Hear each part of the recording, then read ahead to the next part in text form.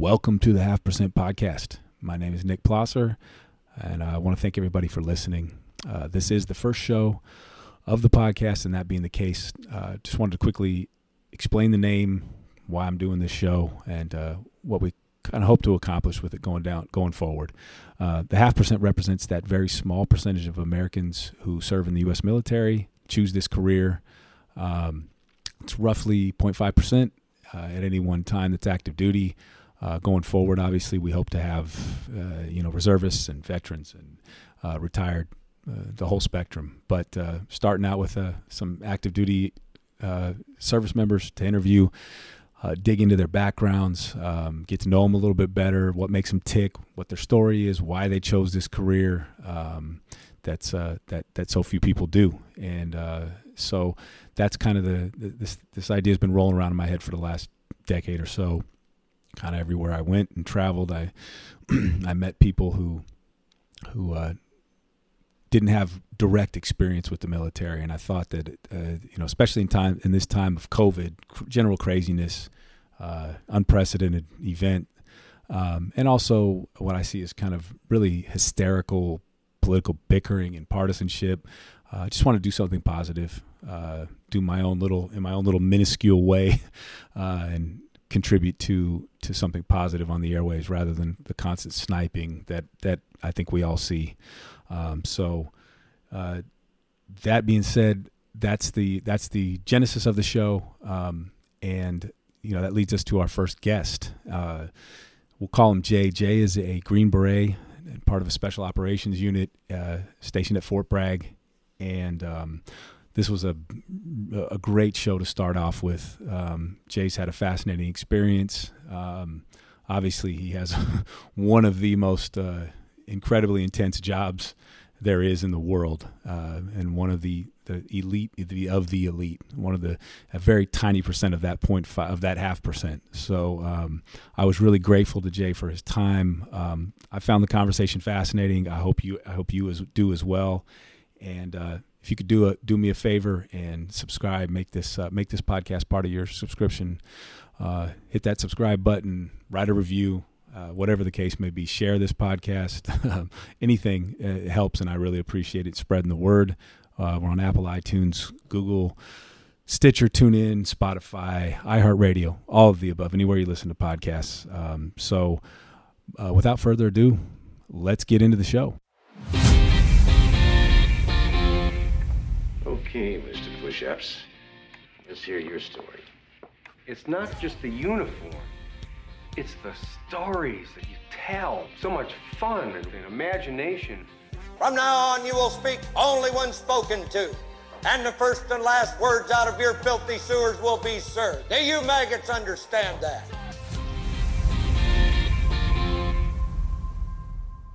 Okay, we are set to go. Joined by Jay. Jay, thanks for coming on, man. Hey, thanks for having me, man. I appreciate it.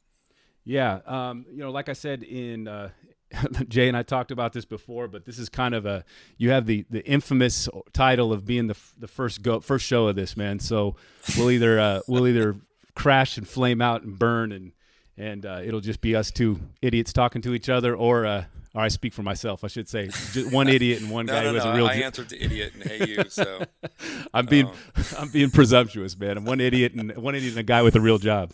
But well, either way, we'll try and make it an adventure. So absolutely, man. So why don't we just go ahead and jump right in, man? You currently you are currently a Green Beret, and you are at Fort Bragg. Is that correct? And then I'm going to let you just kind of take it from there. Yeah, man. So that is correct. So I'm still an active duty SF guy. Been in for about a little over a decade. I'm currently assigned to one of the special operations units that's on Fort Bragg, which there's a plethora of them. It's kind of the epicenter for all things special operations. So.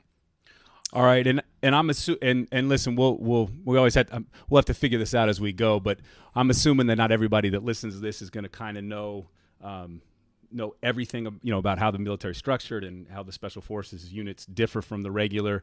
But why don't you're an Army guy, and the Berets are obviously the special forces branch of the Army. Did I get that right?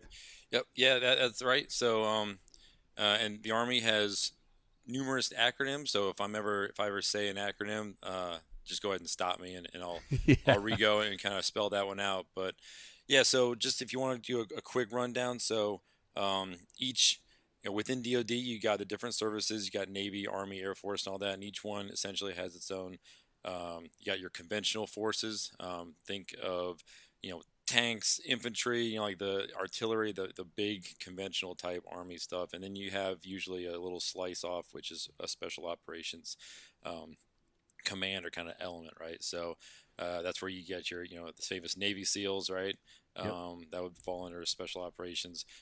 Within the Army, you got a couple different branches. You got Special Forces, obviously, that's the Green Berets. There's a PSYOP and a Civil Affairs Special Operations as well. You got some aviation. The Rangers fall into that. And each one's got its own little niche, task and purpose and reason for being. So all of it falls under SOCOM. If you got any gamers out there, I was going to say, I think everybody, yep, everybody who's ever had a PS4 knows that. All right, so that's actually a real thing, and that's the Special Operations Command, and that is the overarching kind of hierarchy, if you want to call it that, for everyone. And that's all special operations of any kind falls under SOCOM, and then it kind of branches off. So. Gotcha.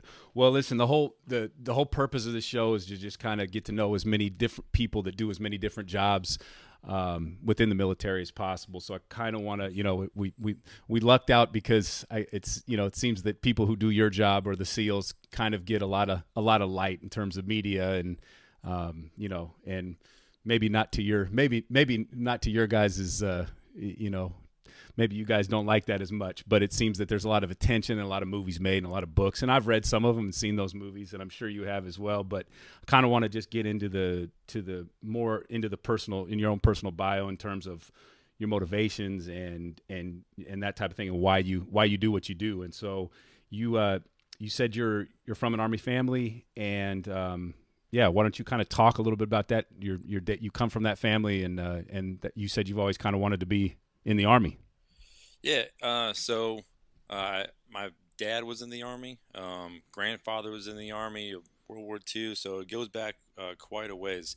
I can't remember ever being, as a kid, not wanting to be in the military. And I know, when you're a kid, one day you want to be a cop, and the next day you want to be a fireman, for sure. And then you want to be a knight or something, but. Or in my case, Magic Johnson, but that wasn't in the cards, man. I can remember when I was, I must have been like 9 or 10 years old. My mom, she was like, she let all of me and my brothers and sisters, we went into a wallpaper store, and she's like, you guys can pick whatever you guys want. And I found Desert Storm, like camo wallpaper, like obviously at the very, very back of the pile. And I was like, can I get this? And she was like, kind of put her head in her, she's like, oh my gosh, I guess. And so half of my room was wallpaper camo, and I had a little border, that went around the halfway around, and it was like tanks and Humvees and helicopters, stuff like that. So I've always been into it since once I started getting a little bit older. I was kind of an avid reader, and just started figuring out, hey, what DoD and Army is a huge thing. What did I want to do? What kind of piqued my interest? And then once I found out what a Green Beret was, I was like, that's it, man. That's what I want to do. So my whole kind of life kind of built up to that, and that was the ultimate goal.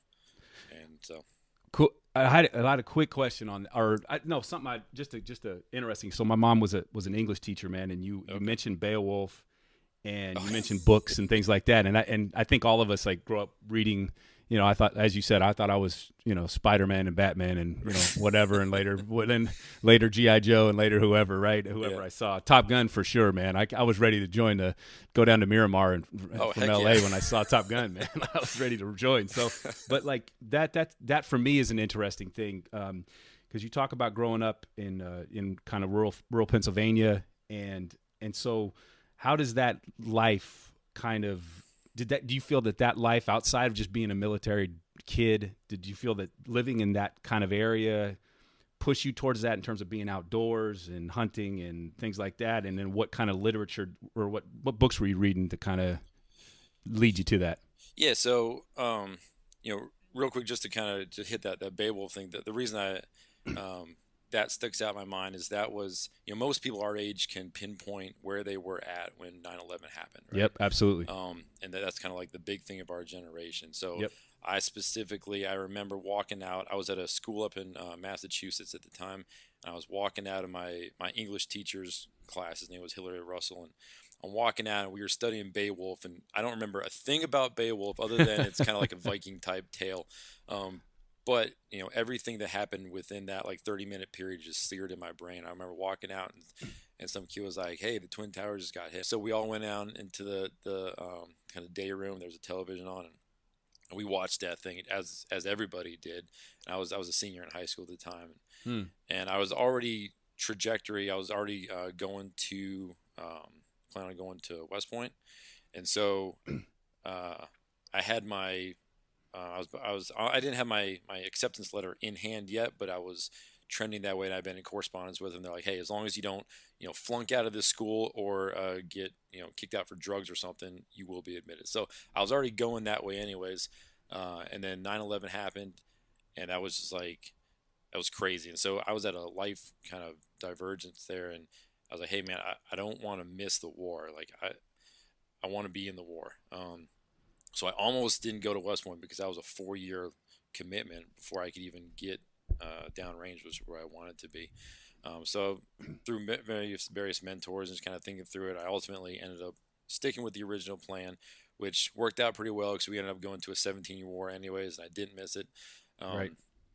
And so that was a pretty significant emotional event in my timeline, as I'm sure everybody else's. Yeah, but mine too.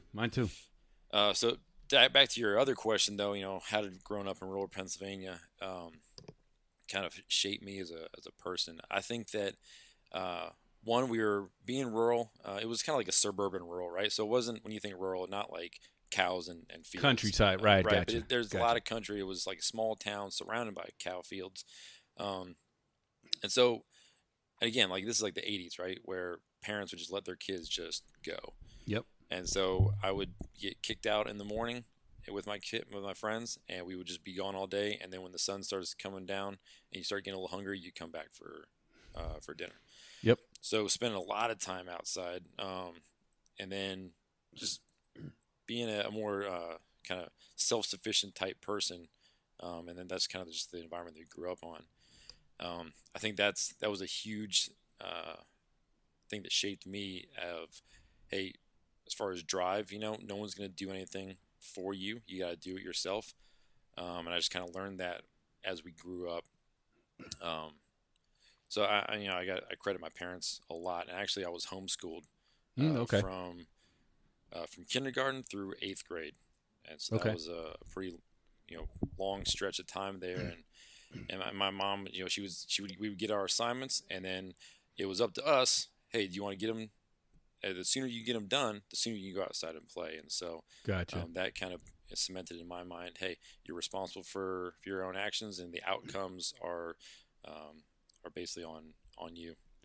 Is that something that you find with a lot of people that do your job now in terms of background, like your specific job, and when not just in the military in general, but specifically what you do as a beret? Do you find a lot of people have similar kind of backgrounds in that sense, or raised similar ways, or are you kind of an outlier?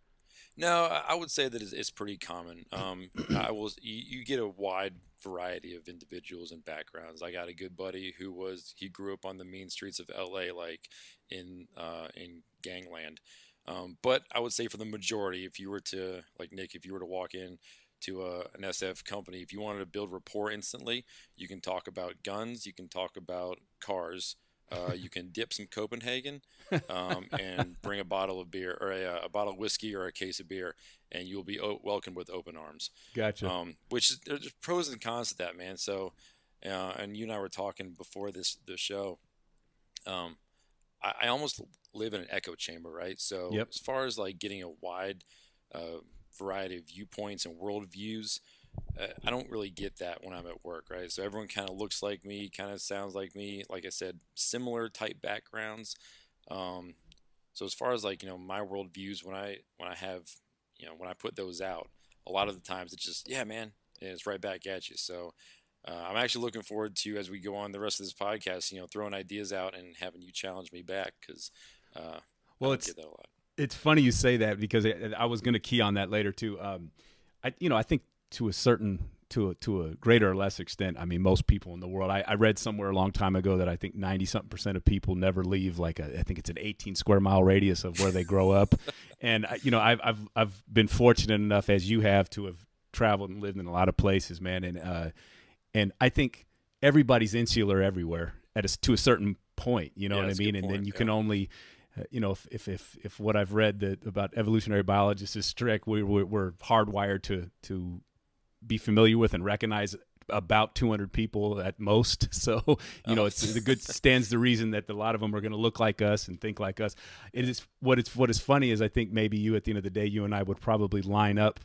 We haven't actually gotten to depth of this off air, off the show, but we probably line up politically quite a bit. But I came to it a different way than you did. I was, grew up in Northern California, obviously, with our mutual friend Brian, and California is its own echo chamber. Yep. And so my parents met each other at Berkeley in the 60s, man. So of course I did the Alex P. Keating thing at about 24 or 23 or whatever. But I was to the left of, I was the idiot at 17 that was reading all 3 volumes of Das Kapital and going to Revolution Books on Telegraph Avenue in Berkeley. I don't know if you're familiar with the Bay Area or not, but that's its own universe as well. And so my dad ran KPFA, which was the first kind of community radio station in the country in the 60s, and interviewed Black Panthers, et cetera, et cetera, et cetera. So and then, early 20s, I started running my own business and traveling a lot. And I had a great mentor named Terry Egan, who was a Marine pilot and worked for Reagan and Deukmejian. And he kind of really helped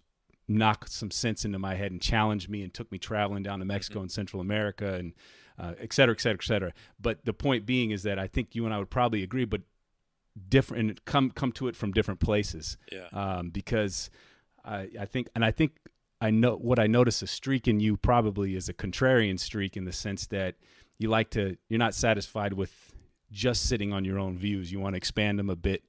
And I share that as well. And I think, and I'm curious about that. You say you kind of work in an area where the conformity's the rule, or where people generally think like you do. But I got to think, given the nature of your job and what you've seen in your career, which I'm sure is some pretty, hairy shit along the way in some crazy places on earth. I mean, you mentioned, is it Kyrgyzstan?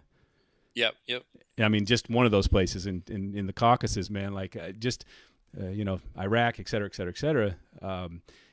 It's the nature of your job, I would think, would challenge you a bit in your thinking. No or yes? Yeah, I think that's a fair assessment.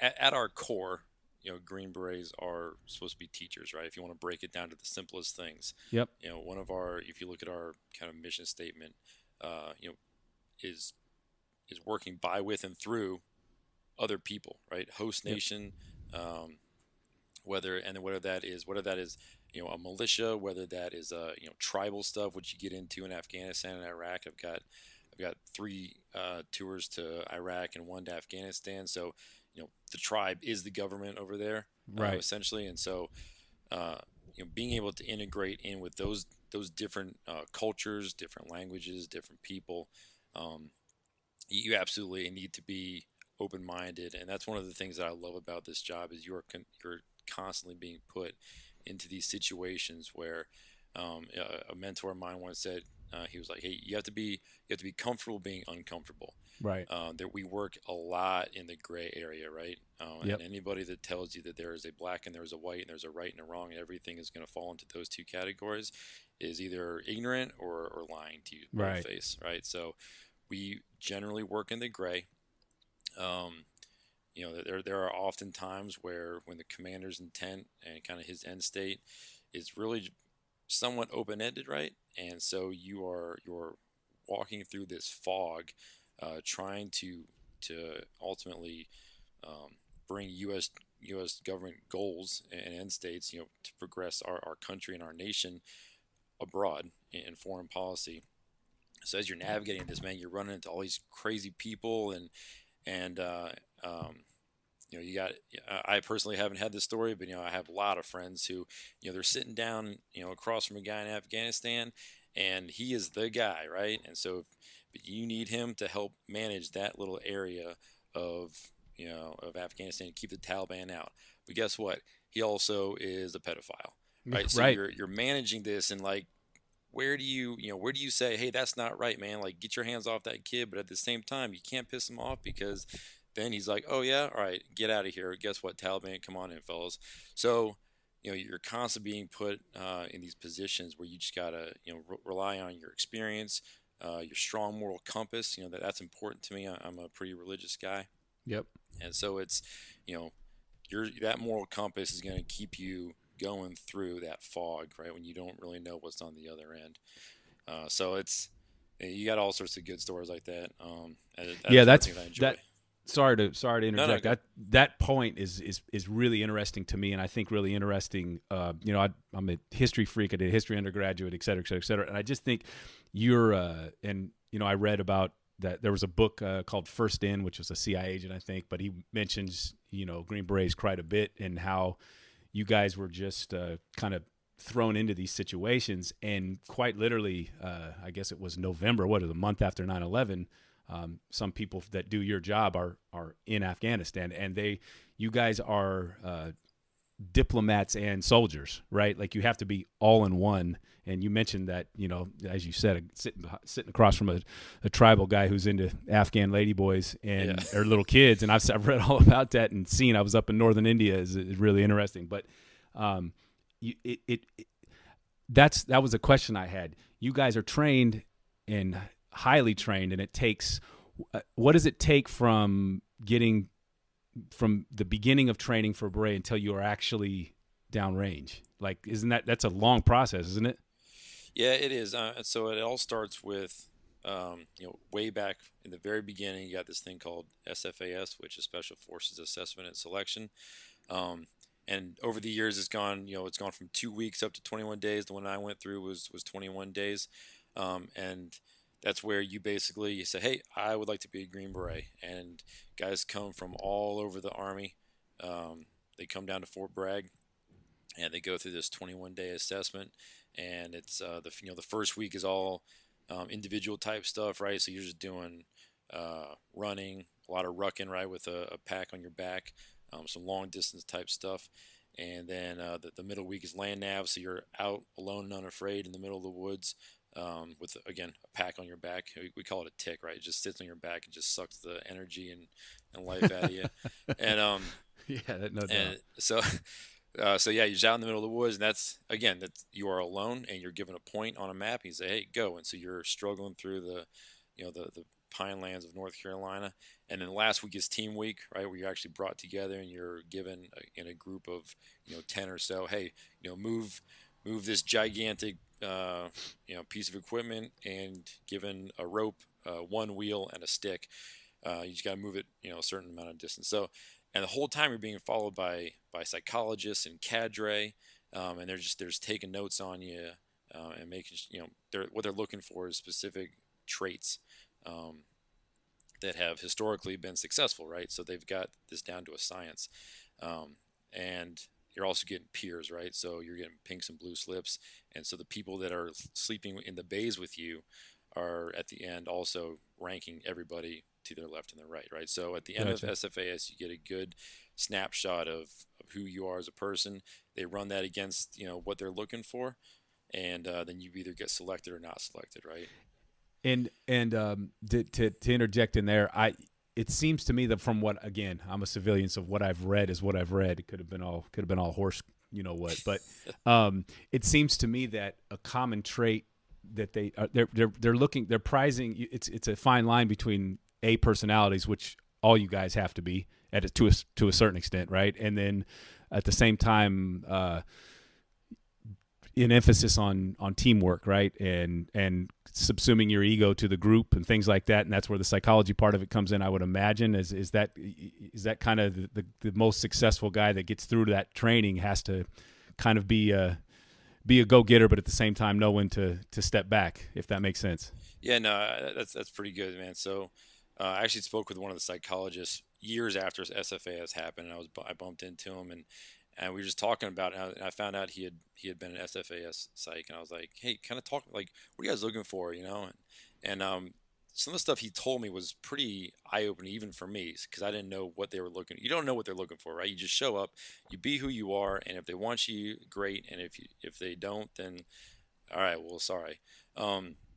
He said a couple of interesting things. One, like you said, Nick, it was like you're looking for a type A personality, kind of that whole the like a quarterback, right? He's got to be a little cocky. You got to have a little bit of a chip on your shoulder if you're expected to lead a football team, right? And so, no question, you got to have a little bit of a chip on your shoulder. You got to have, and that's really just confidence. And there's a fine line between confidence and arrogance, and that's what they're looking for, is someone who's confident. They can stand up in front of a group of guys and say, "Hey, follow me. This is what we were going to do," and move out, as opposed to the arrogant guy who no one wants to follow. right? And that's where that that confidence goes into the teamwork, right? So you can be a singleton, you know what needs to be done, but you can also work as a group. One of the things he told me, which was I thought was kind of cool. He said that most people that are not Army psychs would not either be comfortable or not kind of know or understand what they're looking for. He's like, if most of guys who got through SFAS and become Green Berets, if they lay down on like your average psychologist's couch, you probably freak them out. Right. What we're looking for is there's a certain thing, an ability to compartmentalize in your brain, right? And that translates into, if you're in combat and you're getting shot at, you have to compartmentalize that, and then you have to go from looking at where you're taking fire from, and you get on the radio, and you're talking on the radio, and then you turn over here and you're talking to the guy next to you. So you're compartmentalizing, you're moving stuff around, and then that also goes into resiliency, right? So when all that stuff happens, you see dead bodies, you see some horrible shit, that you don't come home and just think about it, and you're able to have that happen. You compartmentalize it. Hey man, that happened, and we can move on. He said it's the same thing that serial killers have, right? And that's I was just about to say that was have a serial killer has a dead body chopped up in his freezer, and he compartmentalizes that, and it's right next to the cereal, so he's getting breakfast next to the chopped up body, right? Yep.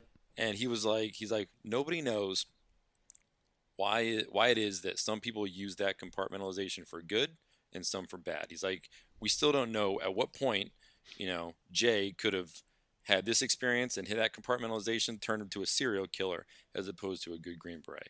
Yeah, like, we just don't know, but we know what we're looking for it. So Yeah, that's it. Well, yeah, man, I gotta go talk to that same shrink. I got questions, man. Help you try to explain yourself too, right? Like I just because you guys are kind of circling back to something we touched on, was like being put in that situation where you guys are sitting with tribal chiefs and you have an order, which is your proximate order is to establish relations or a mission or whatever the orders are. Yeah. But they have to empower you to be really flexible, because you're going to come across some stuff that really, really affronts your personal morality and moral code. And that's something that I've also seen in 25 years of traveling around the world, man, is you see some stuff that braces you, man. It makes you kind of sit there for a minute and go, I can't believe I'm actually seeing this, but at the same time you have a job to do and you have to do that job. But I was just a aimless schmuck traveling, man, like, Qui-Gon Kane or whatever, Kung Fu traveling to Earth. But you actually, you have, when you guys act, you guys are acting as a proxy for our entire country and the policy of our country. And maybe you don't want to get in this, and that's fine, but what's your thoughts on that? Because that kind of, I just think that from the outside, that puts a pressure on you guys that maybe is a bit unfair in terms of you having to be a diplomat and a soldier, because you guys are trained to be a soldier, or am I off on that? Well, no, I don't think you are. And that's kind of the job, right? And so, I had a few things going on in my mind when I was going through selection, right? And, I kept telling myself, like, if this is easy, everybody would do it, right? And that was a mantra I kept telling myself. And it was, and again, in my mind, I'm like, you are better than everybody else. Keep going. And that sounded really arrogant in my head. And as I say it out loud, it's even more arrogant. No, you have to be that, though. You got to be that, though. You're going to do anything, right? Right. And that was what kept me putting one foot in front of the other. And they don't just go to selection and they say, hey, good to go, man. And then they throw you into this. So the Q course, which is the qualification course, after selection, you then go to this Q course, which what I went through, it was like 13 months, man. And so you're surrounded by cadre, and other Green Berets, the culture. They're inculcating the culture into you, and you're learning about it, and they're putting you in these positions to test and or start working these muscles, right? And so throughout the 13 months of training, you're constantly being put in front of a dude who is dressed up as a mullah, you know, and he's actually an Arab guy and he speaks perfect Arabic. And his role is to be like the jerk, right? And so they have a script, and it's based off of stuff that they've seen in the past and real world stuff. And so as a student, you're sitting down there and you're working through in your mind, okay, this is what I would do. And honestly, man, I've failed more times than I've succeeded in all of Right. those. And usually you walk out feeling like you just got your shit pushed in. And you're like, man, Which is, I imagine, sucked. is the point, right? Which is the whole point. And Yeah. the lessons that this is just like sports. I know that you're a basketball coach, and you know the painful lessons are the ones that you remember. No doubt, dude. And so when you fail, that's what you always take forward with you. And so I think that's the kind of the concept of that. Would you say that, because again, a conception of a certain percentage of the population is that soldiers are, you know, indoctrinated to a level where they become automatons. That's not been my perception at all, and I think that's bullshit. But that may be a perception, and how it. But it seems to me that the opposite is the case. They want to send you guys out fully empowered to make decisions. But am I off on that? So I can only speak, and I don't want to speak for the whole Army, because it is a giant bureaucracy. Yeah, right? No doubt about it. No doubt. I did spend time. So when I first was commissioned, I was in the 82nd Airborne, also here at Fort Bragg, and that is about as big Army as you can get, man. And there's very strict rules, and you just follow those rules, and you just don't really get to ask a lot of questions.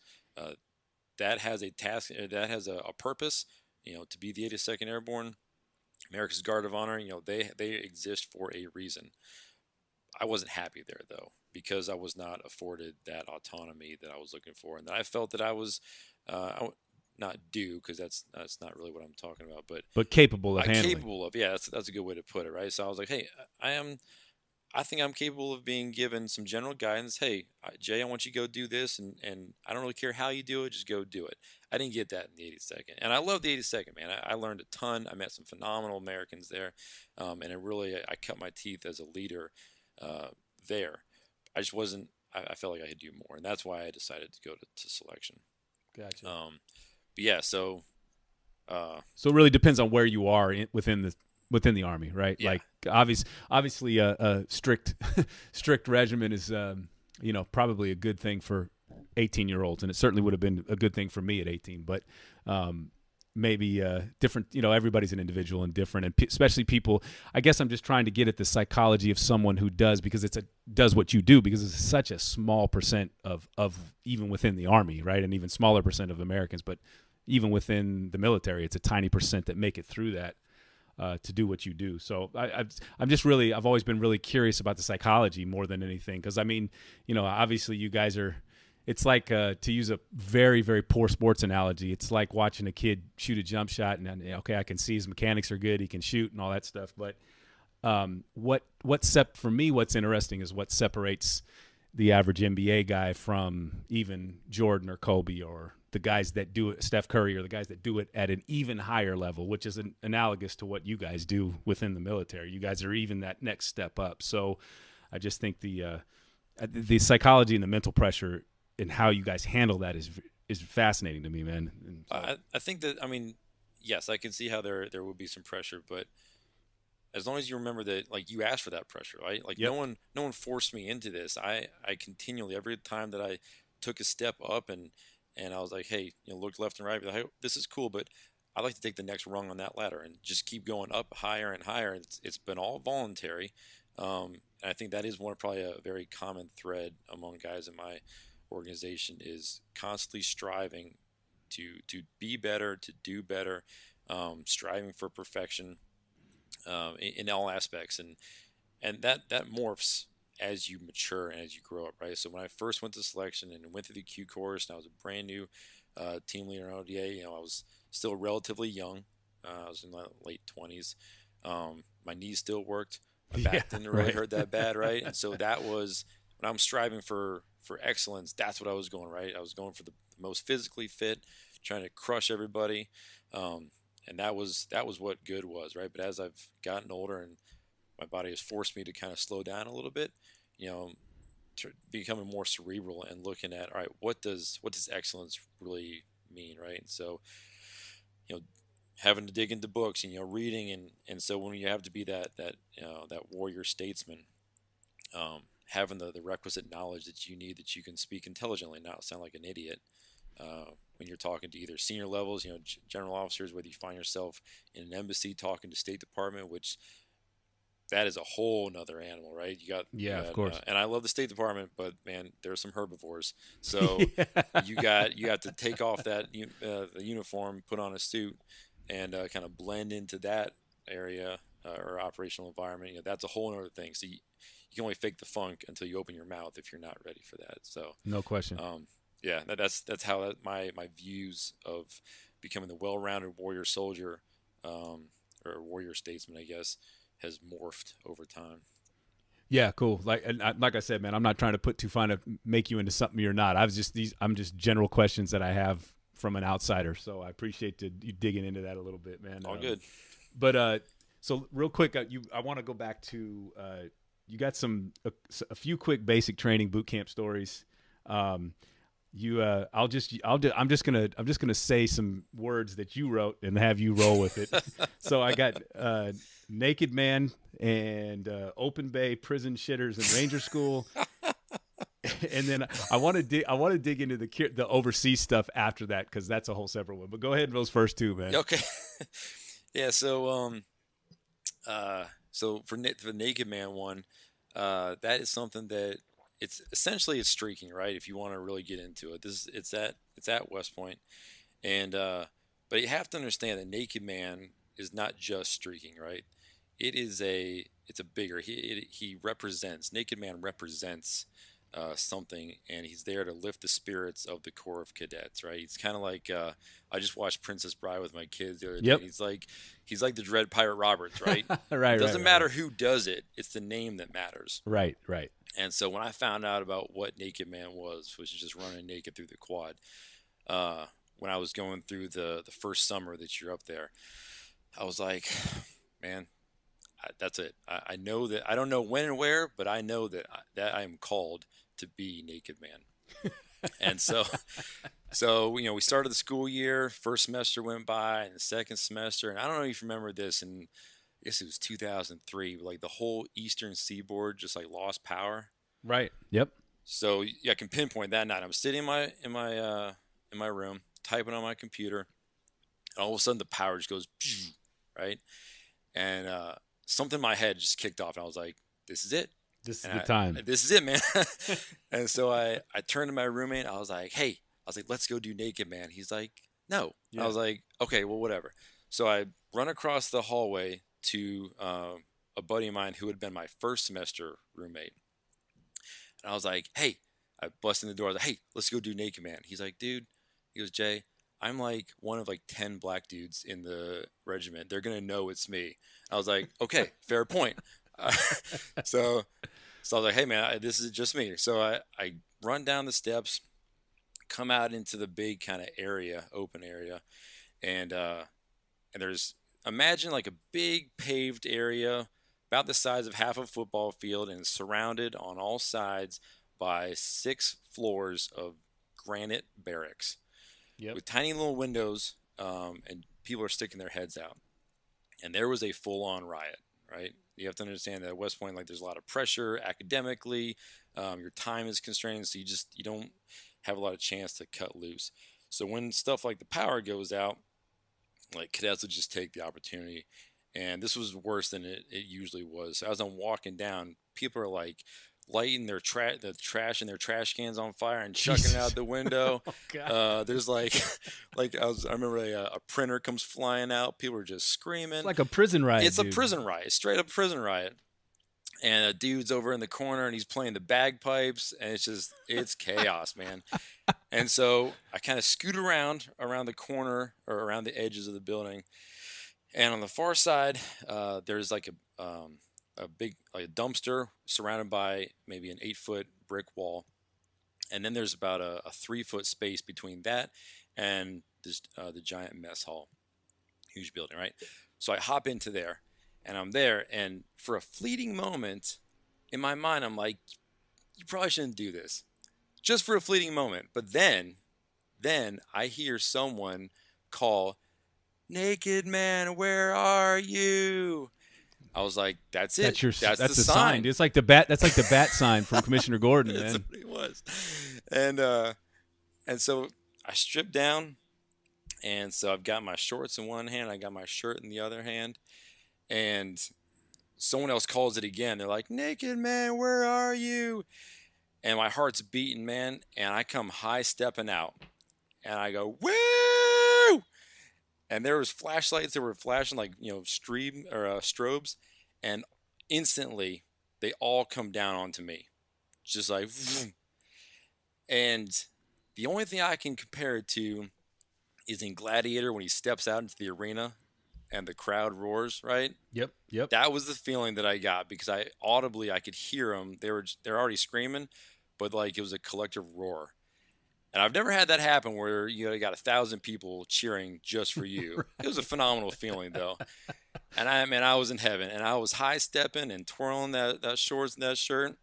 And only the suit that God sent you into the world with, man. Naked as the day that I was born, man. Minus tennis shoes, and again, in my little 18-year-old brain, I wasn't thinking more than 30 seconds in front of me, right? So I wasn't even like, I kind of had a general plan, but again, this is all spur of the moment, man.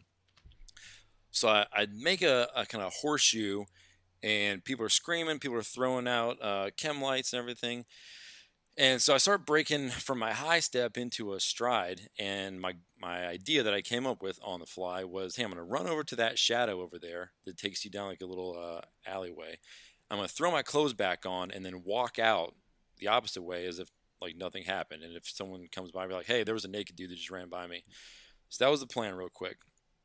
And so as I'm going, I'm starting to run. I see out of the corner of my eye some movement, and I look over, and another cadet is beelining it, trying to tackle me. And my first thing I think, I'm like, what a raging doucher. Whose side are you on, man? We're all cadets, trying to steal your thunder, man. Yeah. And what it was, he was like a senior, and I guess he felt some kind of moral obligation to catch the elusive naked man, and he was coming to try and catch me. And so he's coming up on me, and again, this is back in my heyday, and I threw the nastiest, Saquon Barkley head juke that you would have seen, and the dude trips on his own ankles, goes down to his knee, and the already like roar of the crowd like gets even to a higher fevered pitch. And now I'm just like jacked, like my heart's just going. Well, now he's cut off my escape, and I'm running down. I end up having to go up underneath the chow hall and this giant tunnel, and there was like these huge flight of steps with a landing and another flight of steps, and I somehow in one bound I cleared it.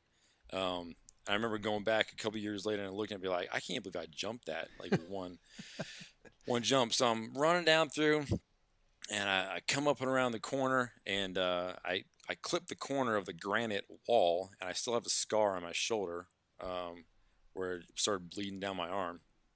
Bust through some, there were some people standing there smoking cigarettes.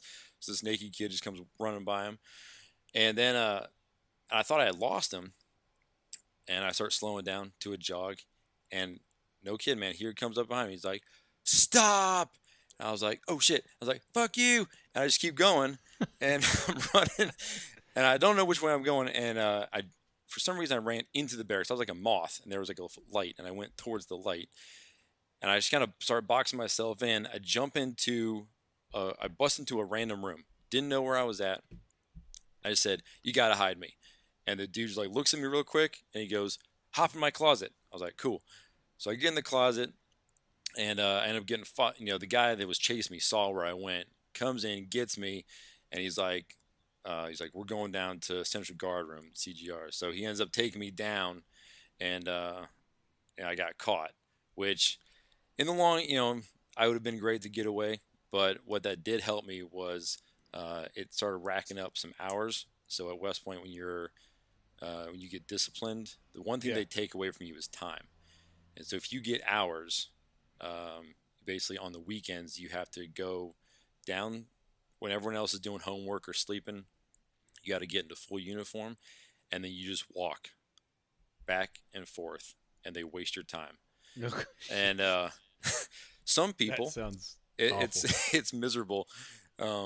Although that also shaped me as a person, because it kind of, you get to know the people in the area, and they're all delinquents just like you are. right. And some people, like I got a couple buddies, Robert E. Lee was one, never walked a single hour at West Point. Really? That's a pretty significant achievement. Most people will walk at least 5, maybe up to 25. But then you got the few, and the chosen few walk over 100, and those are century men. And I am proud to announce that I am in fact a century man. Man, I thought you were special because you were a beret, dude. That's even more impressive. Yeah, it's definitely a small club there, but that Naked Man incident definitely put me on the right path. I think I got 50 hours for that. That I had, again, you learn something new every day, man. I had no clue, dude. You hear West Point, and you just kind of go, you think of completely squared away guys in tight uniforms marching everywhere, but who would have known? Now would Naked Man have been? Would your victory have been more complete had you not been caught? Yeah, it would have been. Or is part of it just eating the shit once you get caught? So I will say this: after I went, I was the only one that got caught, but there was like 4 or 5 that went that night. Because again, like that power outage kept going, and I was the only one that got caught. After that, they changed the rules where it was, if you get caught, it's an automatic turn back. Ooh.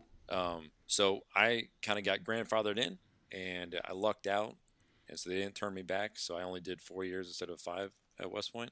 Nice. Right. Actually, if you YouTube like Naked Man West Point prison, or riot type stuff, there's some pretty good videos. I don't know, they may have taken them down, but as of a few years ago when I Googled it, there was.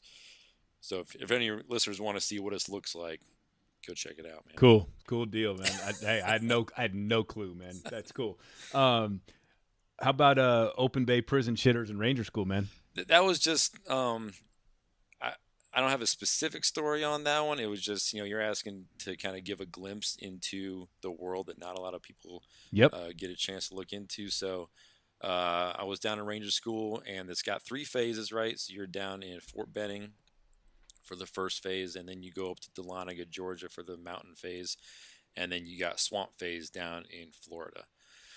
They used to have 4 phases, then you would go out to desert. My dad did 4 phases, so when he found out that you only did 3, he was like, oh, well, maybe you clip off the last part of your Ranger tab. Won't mean as much. I was like, thanks, Dad, appreciate it. Yeah, right. But, yeah.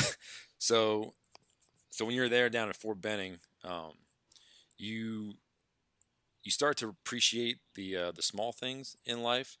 The Army's got this thing called stress inoculation, and a lot of organizations use it. We're not the only ones, but they use stress inoculation in a lot of their schools. So Ranger School being one of the premier small unit tactics type schools. And they say it's small unit tactics, but it's really just to stress you as a person, to find out what kind of person and leader you are when you are hungry and tired and, and just stressed. So just one of the things that stuck out in my mind was down in Benning, they've got these open bays, right? And it is just, think of like a giant shower room, right? But instead of showers, you got shitters. Ooh. And it's funny, like right now, I don't think I would go do it. But at the time when you are stripped down to your essential being, and you just don't give a crap. And so, and the dudes that they're going through Ranger School with become like your brothers, right? And it's like a shared stressor or shooting environment. So you're just taking a dump and you're just talking to your buddy, man, and like you and I are just sitting talking right here, but every once in a while you just kind of be like, and then just keep kind of finish your idea. But dudes would fall asleep because they only give you maximum you get 4 hours of sleep a night, right? So they keep you up until midnight, wake you up at 4 o'clock, and just keep you up. And that's okay, like the first couple weeks, but by the end of the 60 days that you've been down there, or longer if you recycle, it starts to wear on you. But yeah, dudes just fall asleep. And so you'll be talking to a guy, and I remember looking over to my left-hand side to grab some toilet paper, and by the time I look back over, dude is like slumped down, like head between his knees, racked out. He just fell asleep. Wow. I was like, hey, wake up, man. So, not the place you want to go, right? No. Not the place you want to knock out. That's crazy. Interesting, man. Yeah, there's on a totally this just random note, but that sleep thing you mentioned, that sleep thing. There's a really interesting Rogan podcast he did with a guy named Matthew Walker, who is runs a sleep center at UC Berkeley. I don't know if you've listened to that or not, but I just found it really interesting, and that brought up that memory. Every single person who does what you do, I've ever read a memoir of, talks about that, like that lack of sleep, like that, and I'm assuming that's on purpose, because that would mimic what you'll have to do later in your career, and kind of there is almost no worse stress than lack of sleep, it would seem to me. I mean, I've never experienced that in that way, but that was that a big thing for you, or you just rolled with it? I wouldn't say it was a big thing. It wasn't like I knew guys that couldn't handle that, and they ended up washing out, right? Yep. You have to. I will say that for any of the training that you go to, if you don't want to be there, like, they make it so that you just won't be there. Right. So you have to have that internal drive. And I was like, hey, when I went down to Benning, I was like, I'm going to walk away from this with a Ranger tab. Right. Full stop. And so as you're going through those hard times, and you go from, hey, this isn't so bad, to some really low times, and the ability to dig deep and find that internal drive is ultimately what they're looking for, right? And it does pay dividends down the road when you find yourself in some situations where you're like, man, I don't know if I can do this. If you have been stressed early and often enough, like kind of what your true limits are, and there's a difference between physical limits and then mental limits, and typically your body will give out before your mind will. That's interesting. What's that I've heard and read that sort of training reminds you that you're capable about 60% more than you thought you were capable of, or something like that. You know what I mean? In terms of how powerful that mind is. I don't know. You know what I mean? Yeah, I'm not smart enough to put a number on it, but no, of course, me I've neither. absolutely found that your body will be like, hey man, I'm done. And then if you want it hard enough, you somehow find a chance to keep going. I don't know if this is all internal, because like I said, I'm a pretty religious guy. I remember this one time we were walking in, this is again, Ranger School, and we're in Dahlonega, and some of the mountains you find yourself on are just stupid steep. And if the guy that's in charge, the student that is the PL, if he's an idiot and chooses like a really crappy route, you find yourself walking up these ridiculously steep hills. I just remember going up, and I was carrying the 240, which is like the big gun, and I had heavy ruck, and so I'm just going up. I mean, I'm freaking tired, and I remember thinking to myself, I was like, I cannot make it up this hill. Like, I'm not gonna make it. Legs are giving out, and I just remember praying, right? And be like, hey God, I need something, because I'm on empty right now. Right. And it was an out of body experience, and I swear to you, Nick, man, I felt my rucksack get picked up. Wow. Like, it came off my shoulders, and I felt like, and the big gun that was strapped up around over my neck, with the strap, and I was hanging it off my front, that got kind of picked up, and I felt like I was just walking just up the hill with no rucksack, no heavy weapon on me. I was like, oh, this isn't so bad. Somehow I got to the top of the hill, and then the rucksack came back, and I was like, oh shit, it's heavy. But yeah, just for that brief moment, I felt like, and I don't know if that was a mind trick that I had played on myself, or if the guardian angel really did pick it up for me, but that was a pretty memorable experience. No, I mean, as a person, I have a strong faith as well, but I also try to be open to the fact that I could be totally lying and delusional as well, right? So, that's one of those things that is a it's not falsifiable, so it's not in the realm of science anyway, man. If it works for you, and it provides you what you need, I've had a few things in my own life where I just experienced some things, and I was like, I have no rational explanation for that. I asked, and it received it. So I don't know if that's just if it's my own my own mind playing a trick on me or not, whatever. Yeah. But I choose to believe there is something to it. But that's it's also your experience, believe it or not, is something that I've heard quite a bit from people who in similar circumstances. So it's kind of interesting, man. Yeah, it's actually a pretty good segue to what you and I were talking about. The other thing about story of downrange. I think that most, and we'll just say Christians, but most people of faith haven't really had their faith tested. No question. In the truest sense of the form of the word, right? So you had the early Christians who are getting crucified upside down and uses human torches and fed to the lions. Like here in America, we don't really have our faith tested. Maybe you might get made fun of by your friends or something like that, but really truly faith tested. And I remember my first deployment was in Baghdad, and two things happened that kind of solidified for me that there is a plan, God's got it, and you fall into that plan. And yes, you have free choice, and the relationship between free choice and free will and God's plan is kind of a mystery, and no one really knows how it works. But if you believe that both we have free will and God's got a plan, and it's going to marry up somewhere in the middle. But two things happened that really kind of solidified in my mind that there is a plan, and to an extent, there's really nothing you can do about it. And the first one was right after I got there. This is when bad guys started blowing, doing VBIEDs, vehicle-borne IEDs in downtown Baghdad, and they would, drive up to a market and blow themselves up. So the answer that we came up with was start putting up T-walls, right? These gigantic concrete barriers. I remember that. Yeah, right? I remember reading about that. Yep. And so we must have put up thousands of these things, man, and just lying in the streets. And I remember that simultaneously at the same time, there was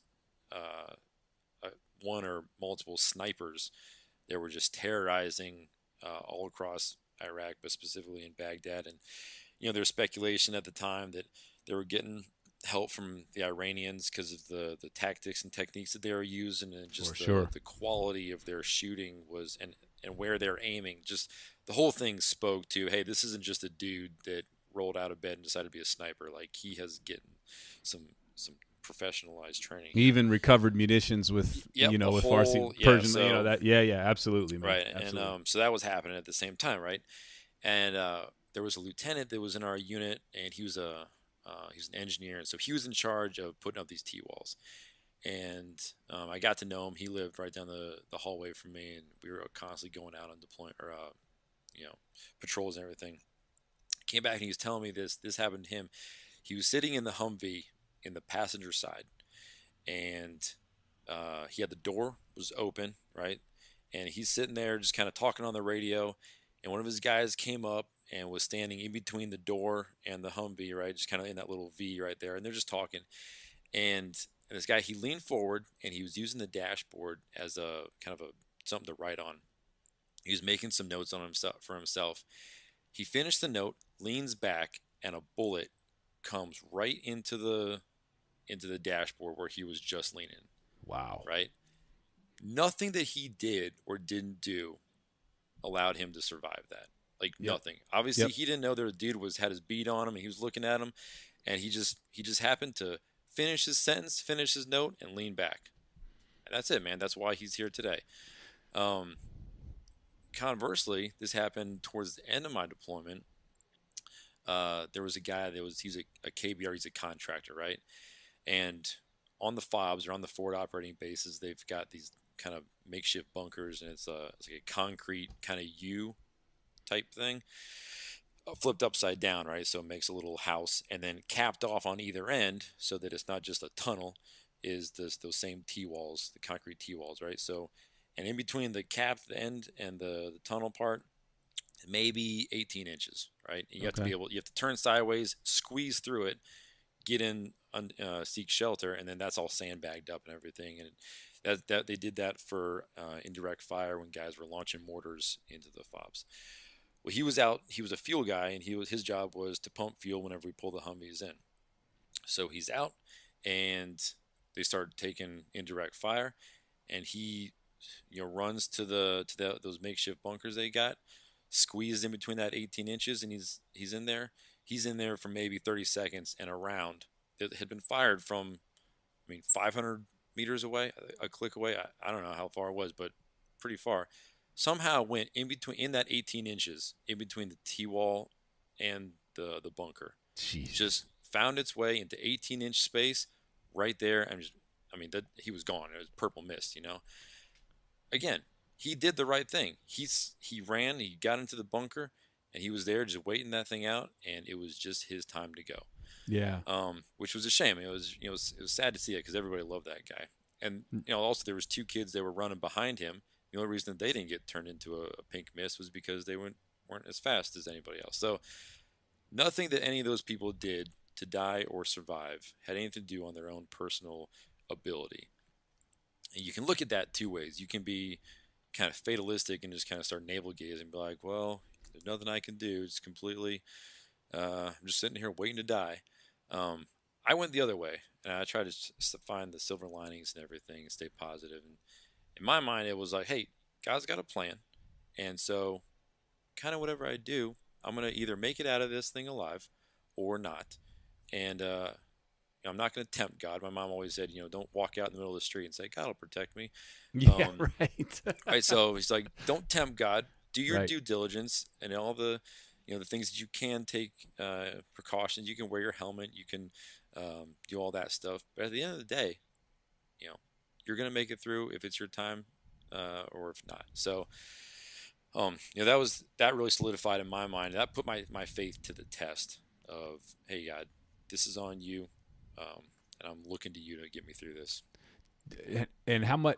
Yeah, my stepdad was in World War II, man, and he said he had a fellow, a captain, I think, or something like that in Germany, who had that same sort of attitude. And once he saw that, he was really young, but once he saw that and the way he did, the way he carried himself, he didn't throw caution to the wind, but he kind of said, my stepdad asked him one time, like, why are you always charging up and down these things? And he said, and he would always turn to him and say, he said, it's already been written, man. It's already been written. Yeah. You know what I mean? He said, one of two things. I remember my stepdad said, one of two things is going to happen.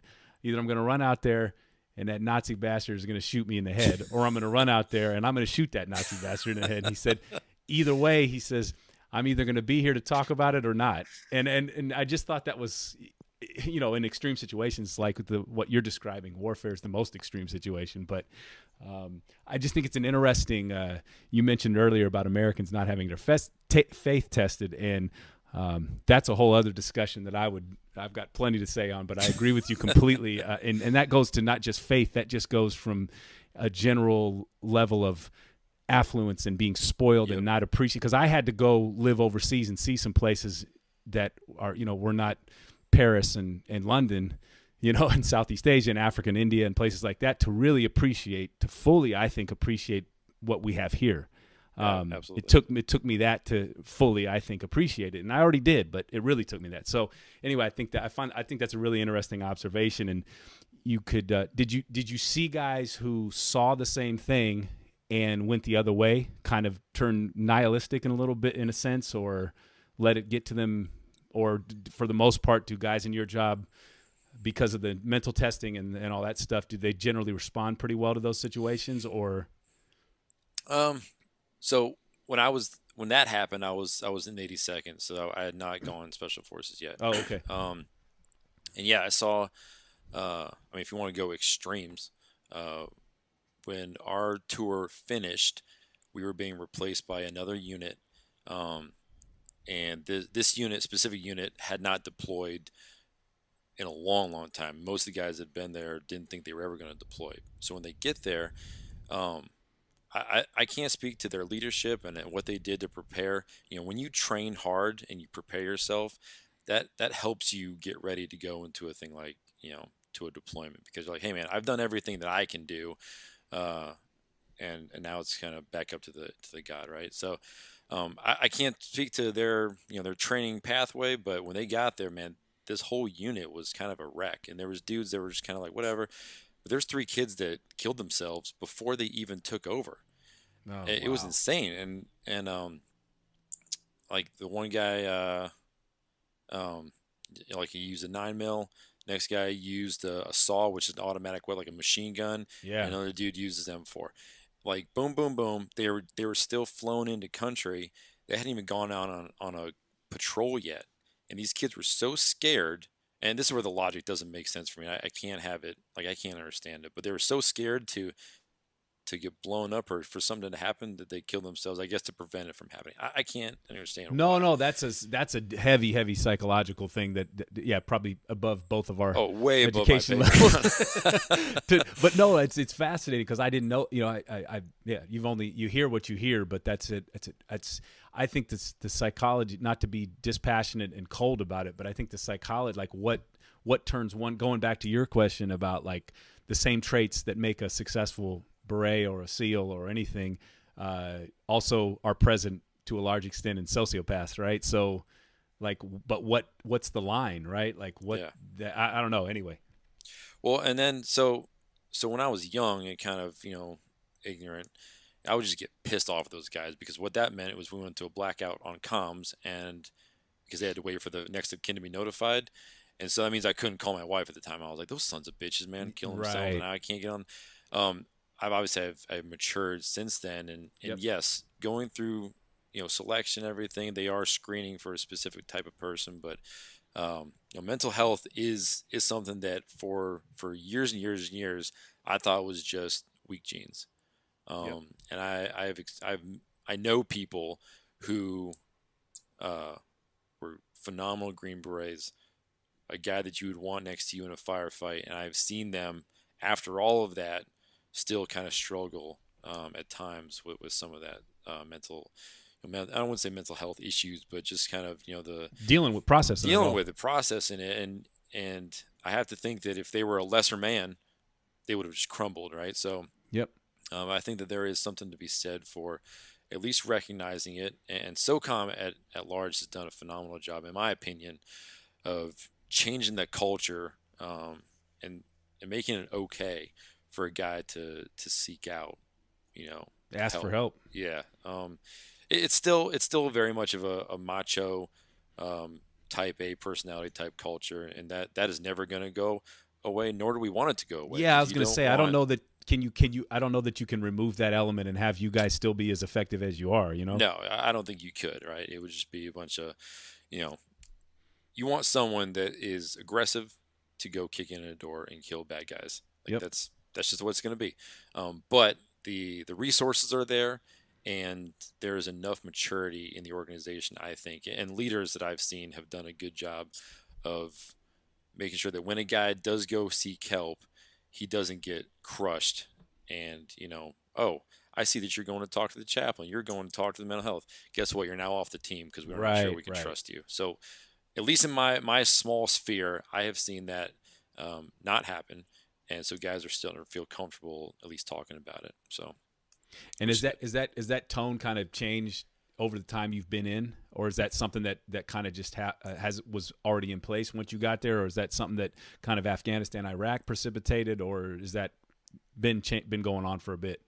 Yeah, so I've only been in for a little over a decade, so in the grand scheme of things, I can't say that I'm one of those dudes that's been in for 30 years and they can see the whole life cycle of the Army.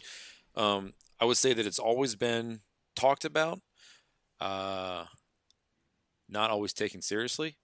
We're just kind of blowing off, or you just kind of, especially when you're on a team, you're just kind of like, hey, that's just the man. He's got to protect his career. So if he doesn't say that he cares about our mental health, then he's going to get fired. So you just got to say it. Right. I would say that when I look at the programs that they're putting into place, that to me, just like anywhere else, you spend money on what's important. Yep. Whether that's in your personal life or a business or the military, money goes to priorities, and they've dumped a significant amount of money into dealing with that that kind of stuff. So that shows that it's important, and so guys are kind of taking that if they need it. Gotcha. Well, let me shift a little bit. Like, I'm kind of interested also in your experience with like leadership over there. Because you kind of sketched out before the show a little different types of leaders, right, that you've encountered, and obviously there's good ones and plenty of bad ones, and that's probably true in any large organization, and certainly in my experience has been true. So, kind of what are some of the types that you ran into when you were over there, and do any stick out in terms of being exceptional, like exceptionally good, or exceptionally bad, whatever? Yeah, so I have been lucky or unlucky, if you want to call it that, to experience, as most people have. If you're in the Army long enough, you're going to see the full spectrum of leaders, right? From the absolute just scraping the bottom of the barrel to the ones that if they called you up in the middle of the night, say, hey, you want to go to the armpit of the world? You just be like, hey, tell me where to be, and I'll be there, right? So the full spectrum.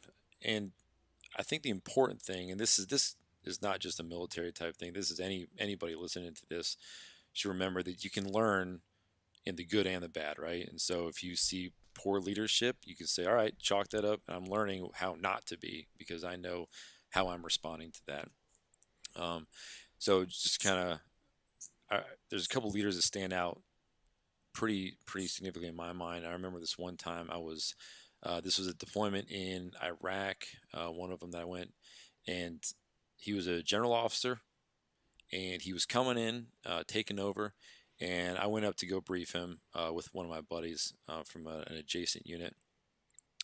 And we get in there, and we start talking, and he just shotgun blasts us both in the chest, just boom, boom. And he commences to tear our face off. And we're like, what just happened, right? Right. And we walk out of there, and I was like, did you say something that, like, did I say something that I, missed? Like, what just happened in there? And he's like, dude, I have no idea, man. What I found out a couple months later was that, that general and some of his cronies, I'll call them, because I hated every one of those dudes on the staff. Right. They were talking about how he's going to, quote, set the tone before we even walked in the room. So it didn't matter, he keyed on a couple of things, but it didn't matter what we said or did or how we presented ourselves. He was going to, in his mind, set the tone. And I don't know what kind of tone he was trying to set. Yeah, what was the mission there? So, right, like, what's your end state, bro? Yeah, right. The end state that he got was, like in Office Space, right? He's like, that just makes someone work just hard enough not to get fired, Bob. Like, right. That was me, right? I was gonna do what I needed to do. I took care of my boys, make sure that the mission was accomplished. But past that, you're not gonna get anything more out of me, there, boss. Real quick, was that do you guys, because he's a general, so maybe I'm ignorant of the command structure here, but he's a general overall, right? So not just of the special forces, you are folded into along with every other parts of the Army at that point. Is that right? No, reporting to him. No, so in the Army you've got different branches, right? So you've got infantry officers, you got aviation officers, and you have special forces and NCOs, right? So it's not just officers, but branches that you kind of fall into. And so guys, as they get promoted in that branch, right? So you can have a general officer who grew up in the infantry, and he's been in infantry his whole career, and then you can have a dude who's been in special forces get promoted to general officer too. Okay. And obviously a guy who grew up in special forces and gets promoted from the colonel 06 to general officer, he's going to stay in those jobs that are special, like they're billeted as special forces general officer, okay, or special operations, right? So, I mean, he had come from the organization that I was a part of at the time. He had grown up in that unit here on Bragg. So, like, okay, that was what I was getting to there. Yeah, sorry, I was just curious if was it, do you get a little blowback or resentment, maybe possibly because of you guys are, quote unquote elite, or not to blow smoke up your ass. I'm just saying is, like sometimes the guys that are a little bit given a little more latitude and have a more quote unquote glamorous job or whatever get a little blowback from the regular Army, or is that not the case? And that's why I asked that question. Yeah, so that does happen, and there's a little bit of hating the player, not the game, going on for Right. whatever reason, right? And everybody's got their own, um, their own reasoning. If you're sitting in our team room, we're gonna have a perspective. It's the guy that gives you crap is usually the dude. He probably went to selection just to get picked up, and now he hates SF. That's the thing, and Right. that does Yep. happen, right? Yep, for sure. There's guys that don't recognize or don't think that we're SOCOM and special operations is necessary. And this goes back decades. I mean, for as long as the Army has been around, you got General MacArthur hated special operations. Anything commando or special, hated it, right? So that is not a unique to our time in space right now. But this general specific I'm talking about was a Green Beret his whole career, and just had made it to the GO level. So it was Green Beret talking to Green Beret, and he just felt like he needed to set the tone. Sounds like what that tone was not clear. Yeah. You know what I mean? I wish I had gotten that memo. I can take when I can take an ass chewing from my football coach or basketball coach when I'm in high school because I miss a block or I don't make a pass or whatever. Then I hate getting chewed out, but at least I understand why I'm getting chewed out. But that sounds like something, you get your it doesn't set a good tone for you wanting to put forward your best for that dude. Yeah. And that's ultimately that's what happened. And as I look back on that, I was a captain at the time, and if I could do things differently, I would have, because we were physically separated by about a 20-minute helicopter ride, and I chose to just do the bare minimum, both for him and then in engagement, right? And so be like, hey man, I'm just doing just enough so that you don't bother me. Right. If I went back as a more mature officer, I think I would do things differently. Despite what he did and his tone and the way that he wanted to run things, I should have engaged with him more, because maybe I could have changed his mind. I could have recruited him on my side. Right now we're working together. So you always look back and you're like, man, I could have done that better. And that might be for sure. Hopefully you do that if you want to mature and grow a little bit. But was that an age thing, or was at the time just the tone was so screwed from the beginning that, you know what I mean? Like it was so screwed from the beginning, but again, like that's just a maturity. And I was a young, cocky, arrogant captain, and I was like, I don't need you, man. And Right. so that was just me being young and stupid. I would do things differently.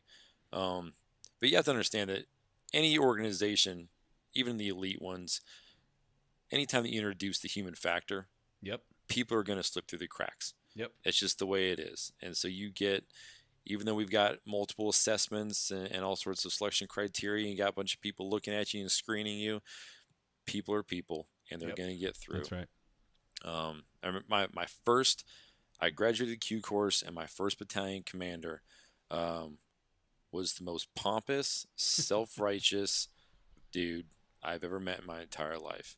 And our initial counseling, which is where you come into a new organization, and your leader or your first line supervisor will talk to you and just kind of, hey, this is me, this is you, and just kind of, this is how I see you fitting in here, this is what I expect of you. So just giving that good counseling for a guy, and it should be a little bit of back and forth. I didn't say maybe a word the entire time. It was just him telling me how great he was, how his systems were the best. I was like, man, is this what I went through all the Q course for, to get a leader like you? Like Michael Scott from The Office, man. He's it was the best a very boss. Michael Scott. I'm the best boss. Yeah, it was very much that. And so I've experienced that. I've also experienced leaders who were, I think that the biggest differentiation is are you a servant leader, or are you a leader just kind of, you're just stepping, you're using people to keep stepping up, right? Right. And so the leaders that have had an impact on my life are the servant leaders, who they use their position of authority to take care of the guys, their subordinates, right? And those are the leaders. And I would have to imagine that my entire adult career has been in the military, right? So I've never been in the civilian world, but I would have to imagine that a leader that takes his subordinates as a top priority over his own interests is going to get a better quality of subordinate and a better quality of work because people know when you truly care about them and when you are just faking it. Definitely true in everything I've ever done as well. So yeah, I've found that. And I've been coaching for, I don't know, 10 years. Probably this is my last year, but that certainly changed. The guys that I've seen, a quick aside, the best coach I've seen in any sport is a guy named Alan Knipe, who's the head coach of men's volleyball at Long Beach State, where I worked for 2 years. And he won 2 back-to-back national championships, but by far the best overall leader I've ever seen, and how he carries himself and how he, empowers his guys and how he talks to his guys, and it's a constant process. So I've got to think that those qualities translate to what you do as well. Yeah, and I think that's a really good point that you make, is that it transcends jobs and transcends professions, and it just boils down to just being a good dude, right? Yep. Yeah. And those are that. And there's no kind of certain way that you are raised, because you can have guys that, again, raised from the inner city, no parents, just kind of raised on the mean streets, and they somehow turn into like good people that are empathetic and caring. Yep. And you got, country boys like me, same, or vastly different experiences growing up, but somehow, you just kind of, you learn through whatever experiences and that you get in your life of, empathy, caring for your subordinates, and just, being honest and true. So, yeah, that's a guy. There's a guy named Brian Shaw who played in the NBA for a long time and was a coach of the Nuggets briefly, but at the time was an assistant for the Indiana Pacers. And when I was at Loyola Marymount, we talked quite a bit, and all these guys, NBA guys in the offseason, obviously come out here and play, and every one of them would just come up to him consistently. And Paul George, whoever you want, man, that he coached, and guys he didn't coach, and just give him so much love. And I kind of commented, and there's a lot of other NBA coaches in there, but he was the one getting all that attention. And I just was kind of saying, and then I watched him over a few days, and he would come in, and there was a crew of maintenance guys and like cooks and all this stuff that were playing basketball on the side, and he would go over them, and by the end of the 2 or 3 days he knew their names, and he was talking to them and saying hello to them every day. And then he would, the front desk people, he would always say hello, and he'd bring a coffee, and he didn't need to do any of this.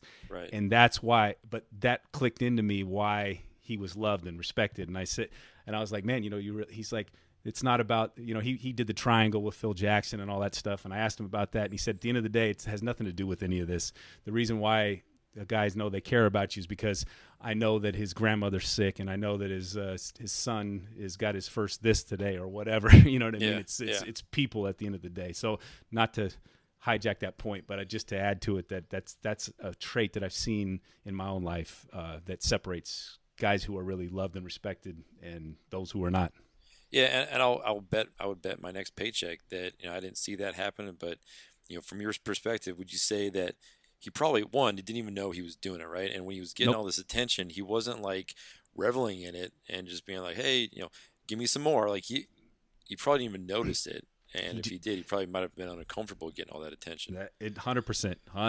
And he walked in and did it. We had one of my close friends coached with him at Denver. He brought him along to Denver, and he said that just nobody knew about it, but he started hearing from the secretary or down at the Nuggets facility that hey, Coach Shaw gave me this or did this, and would never tell anybody about it, and that type of thing. And I think what you said, it goes back to you can't fake it. And I think you touched on something really important that resonates with me, which is in leadership and that type of thing.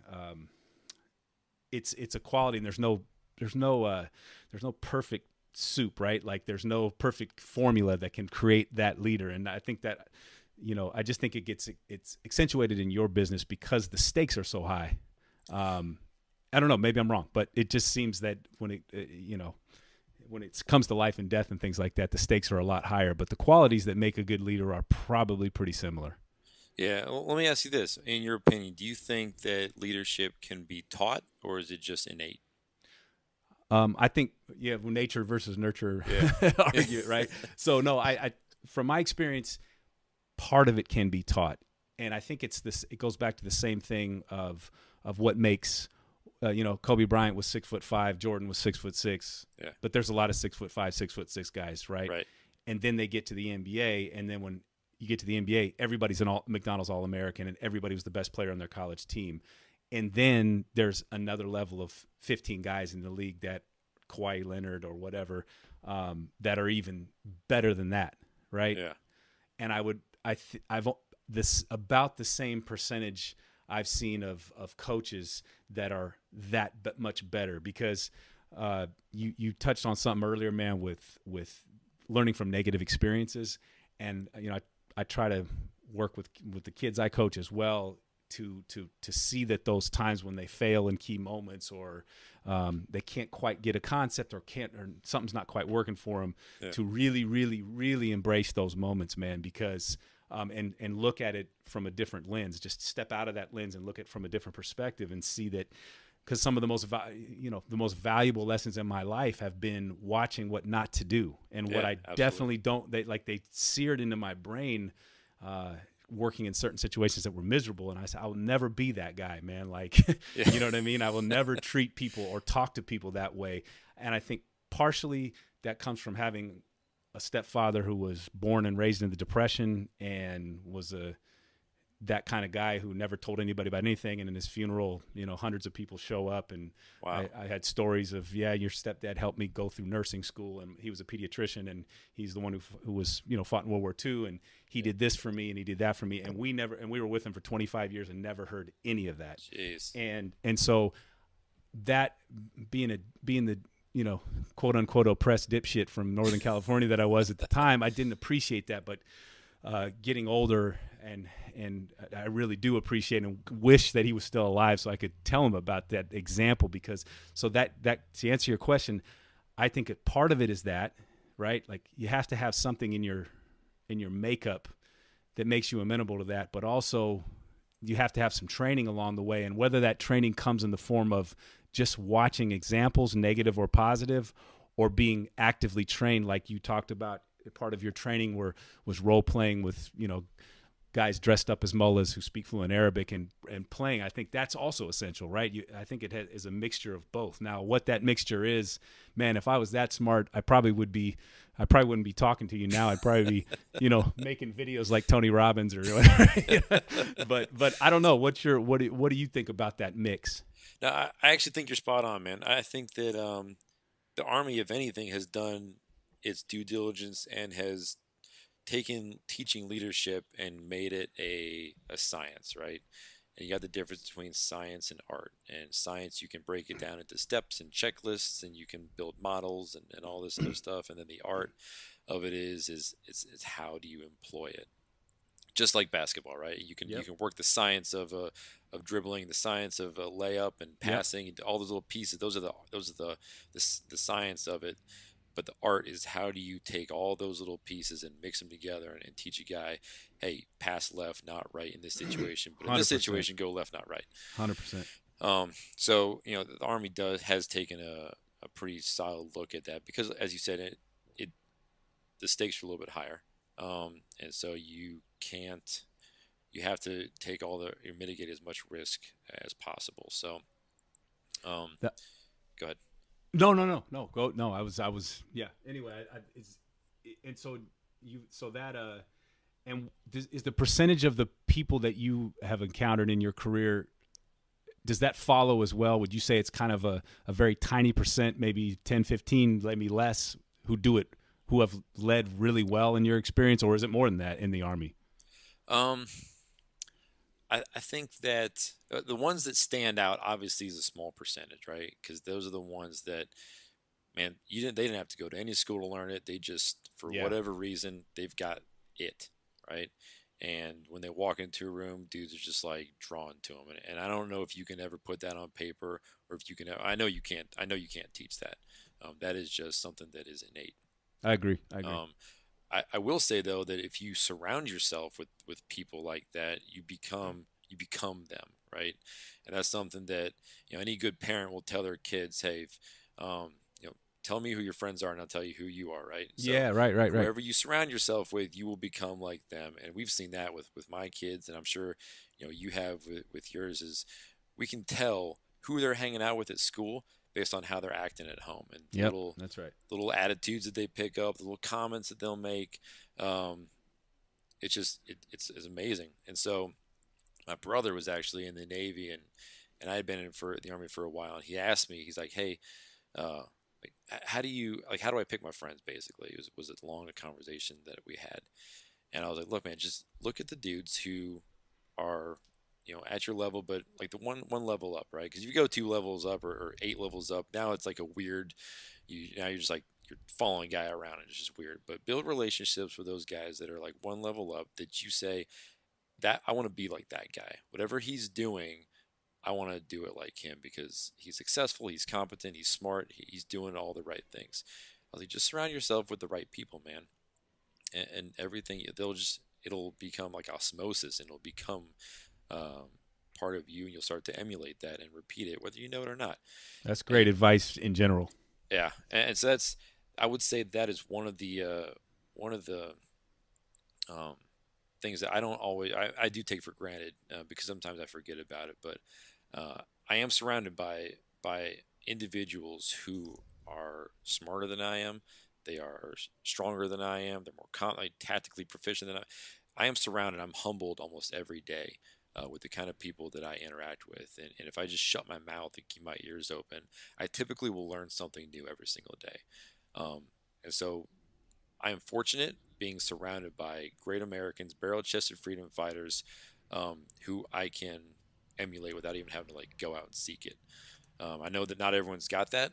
Most people don't have. I was gonna say, dude, that is the one area where what you do is almost totally separate from what everybody. Not one area, a lot among many, but especially that's interesting, man, because I think the average person in your daily job doesn't experience that unless you're working at the pinnacle of whatever profession you're doing, which is, by definition always going to be a tiny percent. So, but then you add the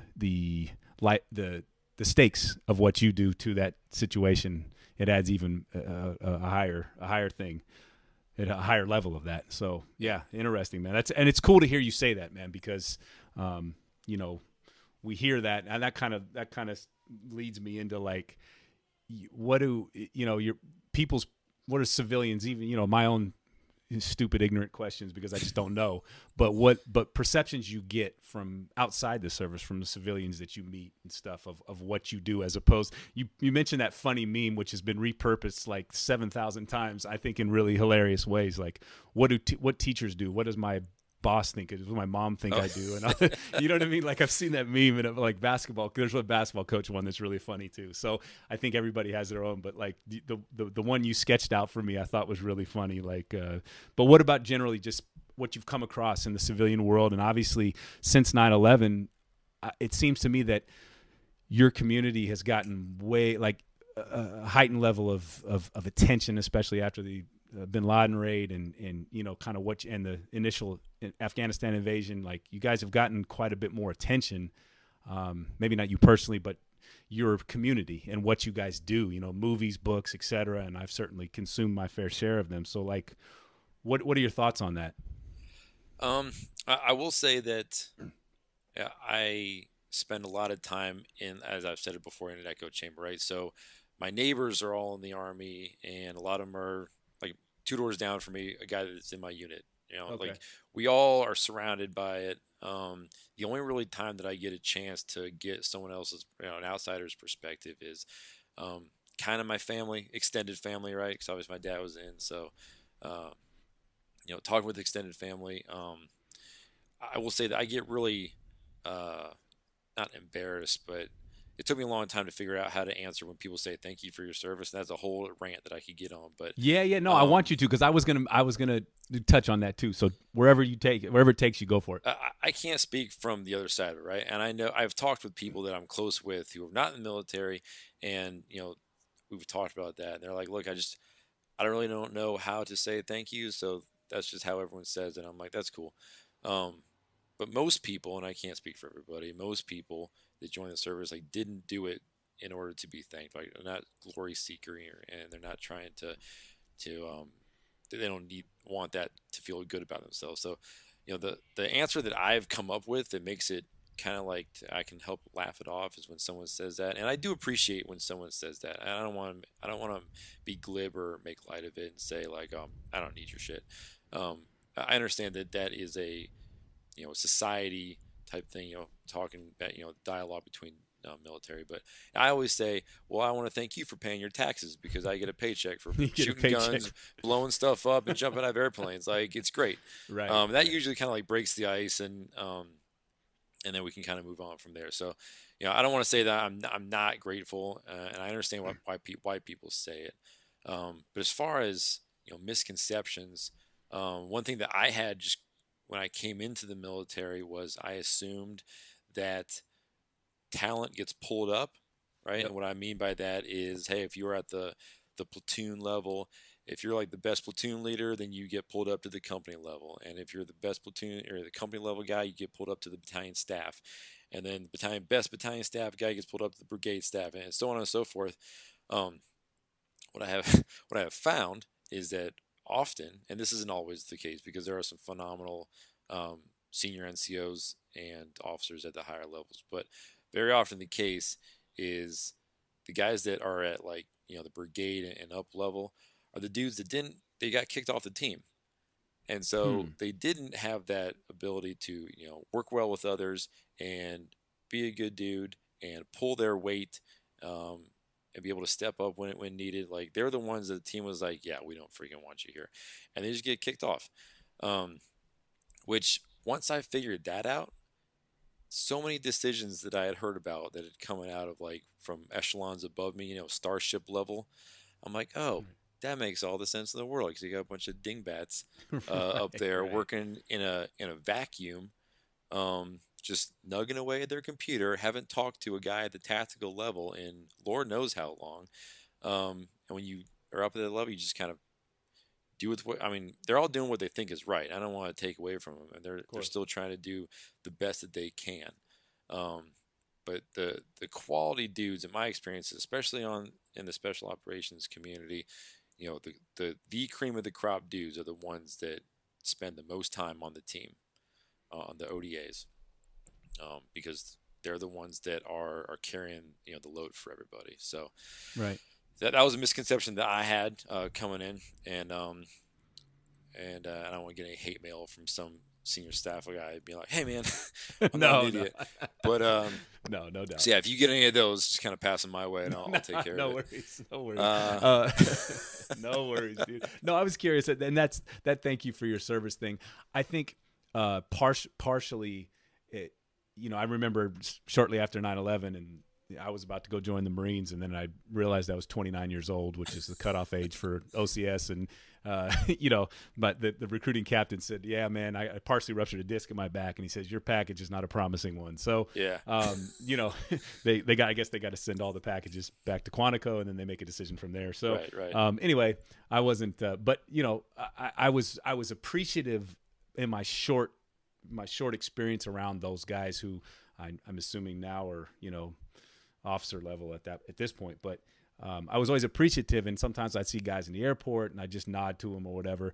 But at the same time, the people who I knew in my family and my mentors who had been in the service were like, don't say that shit, man. Like, if you want to do, or as my godfather would say, or my mentor would say, buy him a drink and a lap dance, and he'll be really appreciative of you. So he said it only, and he says, I'm only half joking, but anyway, man, I just like, I think a lot of it specifically comes after, Vietnam, when, our guys came home after that and were treated, I think, really poorly and embarrassingly by the civilians. And, I try to keep that in mind, even in my daily interactions with police or whatever. My brother's a sheriff up in the Bay Area. It's like, at the end of the day, if you're pissed off at the cop for pulling you over for whatever infraction it is, A, don't commit the infraction, or B, take it up with your council member. He makes the laws. The cops enforce. And so I think there's with the soldiers, if you don't like whatever it is that's happening, call your congressman. You know what I mean? Like, you could, but I think anyway, that whole thing was a dramatic shift, because I think Vietnam kind of probably, and your dad could probably really speak to this, but really changed the way the relationship between the civilians and the military. And I think maybe some of the outpouring of respect and love after 9/11 for you guys, what you do, and that urge to reach out and express gratitude to you guys passing you in airports or wherever probably comes as maybe a reaction to that as well. I don't know, and what happened in Vietnam, you don't want to make that same mistake twice. So I think probably the impulse is good, but it was like my stepdad who didn't want to be recognition for absolutely anything. He was like painfully embarrassed to be he didn't even want surprise birthday parties. You know what I mean? So yeah. I'm imagining people who do your job, if you do the job in the first place, I mean, that's certainly why I wanted to get into it. I wanted to get into it because I was like, shit, man, I am never going to be one who sits behind a desk. So not going to work for the state of California, which is, as Brian will tell you, if you grew up in Sacramento, most people, that's the capital. That's what most people do. I could first train smoking. I was out of that life for sure. And so I thought the Marines was a very attractive option. So, yeah, I wanted to do it because just like you, I thought, man, I get to go around the world and fire rifles and hang out with and get paid dudes to do it. And get paid. That's the best part, man. You get a paycheck for it. So, yeah, no, so I kind of get that, but I also am sympathetic to people who, really do come with the best of intentions in terms of appreciating what you guys do and just want to find a way to express gratitude to you guys. So I guess it's curious to get your perspective on that anyway. That's enough of my ramble on that. Well, but I was just curious. No, you're right. And I don't want people to walk away thinking that, I want to reemphasize that I can appreciate their appreciation, if that makes sense. Right. And so it is you make a good point about, the Vietnam era. And, I have uncles that grew up in the Vietnam era. My dad came in right at the tail end of Vietnam, and some of the stories that he tells of just what the service was like back then. In the Army, there was a lot of leftovers of the dudes who had been, conscripted in. They were there and they hated life. And right.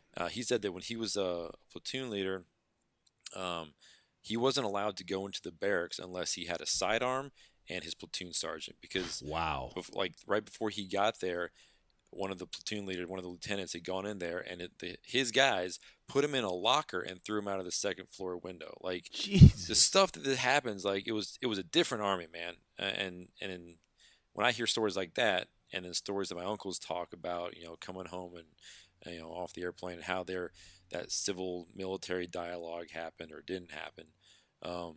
So yes, I can appreciate that, and I understand it, and I don't want people listening to this to come away thinking that all military people scoff when they get a handshake and, hey, thank you for your service. I just want them to know that for most of us, it's a little embarrassing for us as well, because we didn't join the service to do that or for that thing. So that's why I have found that when I kind of break the ice, release the tension, because both parties that engage in that little quick, thank you for your service interaction or dialogue, we're both kind of a little uncomfortable. And I think for sure.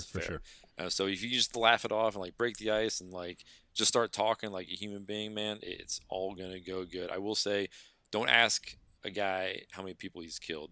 That's always an awkward question. Has someone asked you that? Many people have asked me that. Jesus. And again, I don't think that any of them have done it with the intent of either making me embarrassed or making me feel bad, or I think it's just curiosity, and it's this whole world they don't know, and they've seen it on the movies, but like that's about it, and it's a question, and isn't that kind of like asking a chick that you date how many dudes you slept with? Like I've told my wife that it's just, women will always ask that. I was like, I don't want to know. As far as I'm concerned, you were in a nunnery before I met you, and will be with one after I'm done. So, not to make light of that at all, dude, but that just wasn't it. I was like, that's just a question you don't ask, man. Like, yeah. And I will say most of the questions came from younger people, right? So they didn't have the mental maturity to like understand that it was a weird thing. But no, I get the impulse, man. Of course, that's the most pregnant question of the conversation, right. Which is because that is the one area, in what you guys do that is not replicated in any other job. You know what I mean? Almost, pretty much. You know what I mean? So, and because of the attention focused on that, man. But yeah, cool. Yeah. Thanks for sharing that, because I was curious about that, man. Like I was really, I was kind of interested from that perspective, because it's something that as civilians, you know, especially during 9/11 when the tempo was high, man, you'd see every time I traveled at the time, I was running across huge groups of uniformed people. So just always curious about that. But and then of course we couldn't get as much as you possibly can or feel comfortable doing, man. Like you've been to Iraq, you've been to Germany, pretty much most places where our Army has bases around the world. But am I pronouncing this right? Kyrgyzstan? Kyrgyzstan? Kyrgyzstan, yeah. Kyrgyzstan, right. And I know exactly where it is on the map. I'm familiar with the Caucasus. I lived in Europe for a while. That puts you in like the 1%, by the way. You ask your average American to point to Kyrgyzstan, you're going to get a pig looking at a wristwatch. No, I'm a geek when it comes to that stuff. I just can never pronounce the stands. I did grad school in England, and we had quite a few students from the Caucasus regions, from the Caucasus, and so you know, when you start getting into the stands, man, like Turkmenistan, I can say, and a few other, but when it comes to that, pronunciation is bad. Anyway, you did how much time did you spend there? Really brief. It was about 3 months, 3.5 months. Okay. And that was an interesting experience.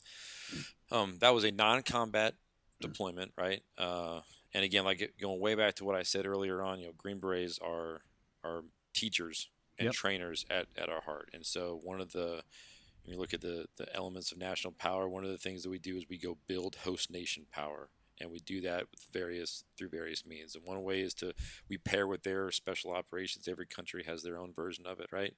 And we train. And sometimes there are instances where we are, I mean, not to be arrogant or anything, but we're just better, right? We have more resources, more training, more time, and so we get more repetitions, and so we just through that, just like any other just sports, we're better, and so we have a staked interest in said country. We go and we say, hey, we're going to pair with you guys. We're going to train you on what we know, right? Sometimes we're on par with their special operations units, and sometimes in some instances those guys are better at some stuff that we do. Right, so it all depends on where you go, but in this specific one, it was an opportunity to go train one of their tier 1 counter-terrorist units in the country, and it was a phenomenal experience. You know, I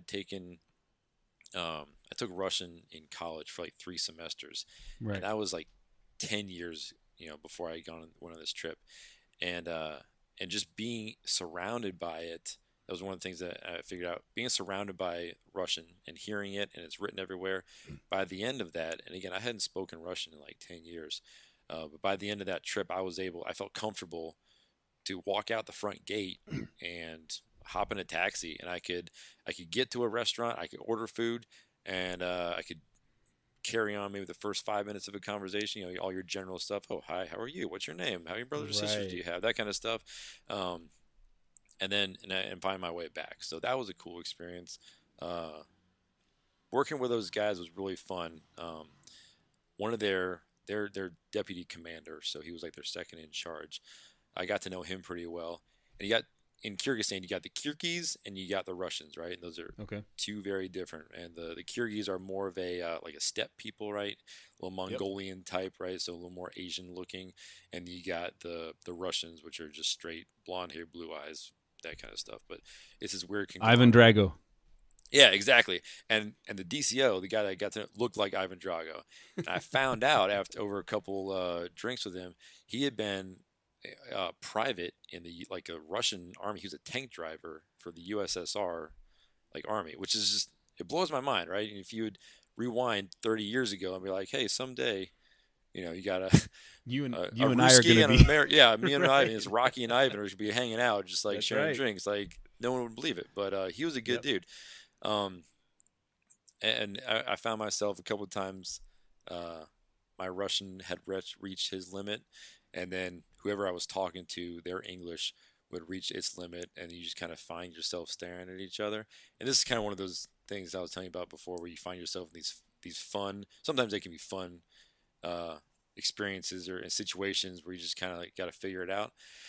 And I had talked to one of my interpreters, and he had taught me this term or it's a Russian saying, and it's "Когда женщина с оружием, как обязана с гранатом." And anybody listening that knows Russian, I apologize for the mispronunciation, but generally speaking, the interpretation of that is a woman behind the wheel is like a monkey with a hand grenade, meaning like very like unpredictable, right? That's kind of Right. like the saying. So whenever I got to the limit of my Russian, I would just throw that out there. And the dude would just like look at me and his eyes would get really bright and he'd start laughing. And then from out of nowhere, seemingly a bottle of vodka would appear. And we would just Shocker. crack that open, man, and we split a bottle of vodka. And then all of a sudden, my Russian got really good. Yep. His English got really good. And I'm sure you have, I'll bet lots of stories the same thing with all your travels, man. No A little bit question, of, dude. you get one phrase in the native tongue, a little bit of alcohol, and you got yourself a best friend for life. There you go, man. I think it's the common denominator in every place I've ever been, which is, the first thing you learn in anybody else's language are the curse words. Yep, absolutely. And then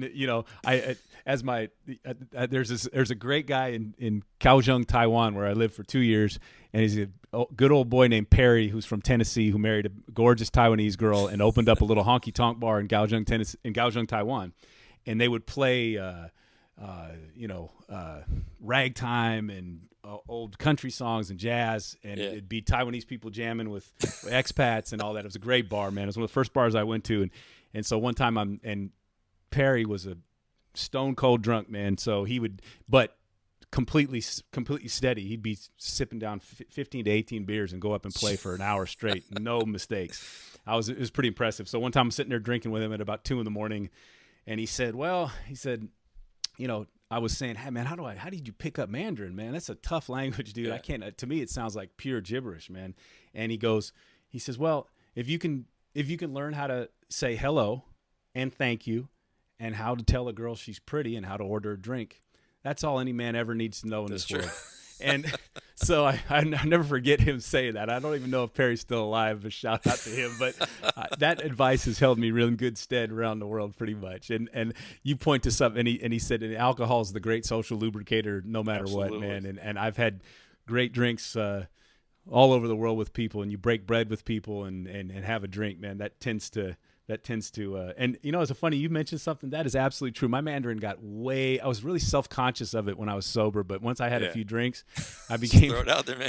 it didn't improve my Mandarin any at all. I just thought it did, you know what I mean? From my perspective. So that's it. No, that's cool. And then, all right, so I got to ask you real quick while we're still in Kyrgyzstan, tell me about the dip from the vial of little pellets, man. Oh, so whenever you're meeting your partner, your partners for the first time, everyone's kind of doing the butt sniffing, right? And Right. everyone's got their persona that they're trying to uphold, and so I get there and we're talking, and he's like, hey, do you want some dip? And he's using his kind of like pointy talkie, and he knows a few words, and he's like, asking me, do I dip? And I'm like, well, sometimes and everything. And then he's like, you try this, you try. And he pulls out this like vial, and it's got these little tiny like BBs, right? They're black and brown BBs. He's like, you try. And so I thought, hey, that's one thing, you don't ever say no, right? No, no question. Whatever they give you, you eat it, and it could be a boiled rat's head. You eat it. So he takes some for himself. He puts it into his lip. Puts it into my hand. He's like, yes, you try, in lip. So I put it in, and I'm sitting there, and almost instantly, I get this like wave of nauseous just over I'm like, oh my gosh, I start sweating, and he's looking at me like really happy, like nodding, and I'm like, очень хорошо, very good, very good, and I just want to yak, and I'm like, what is this? And through the interpreter, I'm like asking, like, what is this? And he's like, is rat poop? And I was like, no. Whoa. And they were messing with me. I don't think it was, but he also could have been seriously. I'm not sure to this day. But whatever it was, for the rest of the day, man, I was just like the most nauseous. But again, you have a persona, right? So I'm supposed to be this big, tough, barrel-chested Green Beret. Can't throw up because then I look like a pussy. So I'm swallowing, just like, keeping my stomach from flipping and doing backflips. And that was just a funny experience that I had with him, and he ended up being a pretty good dude, and we got to know each other on that trip. So Awesome yeah, experience, man. Well, you got to be one of a vanishingly small number of Americans who have spent any time in the Caucasus at all, period, and much less Kyrgyzstan, man. That's a for sure, man. Like, and anything else stick out to you, obviously, that you can talk about in terms of experiences in Afghanistan or Iraq, during combat or any of that stuff that, obviously that you feel comfortable sharing, but anything that kind of sticks out to you generally? um, no, I guess just wrapping it up as far as the whole, not fatalistic, but um, once you accept that viewpoint that going through life, whatever's going to happen is going to happen, right? I can do everything right, and I can also get hit by a car when I'm Yep. going to the grocery store. Uh, that is probably the most freeing mindset that you can have, because then it opens up all sorts of possibilities, right? And you're not worried about, well, if I do this today, what's going to happen in 5 years, and what's that butterfly effect going to be? Yep. I know lots of people that they overthink, right, and they have paralysis through analysis, right? And Yep.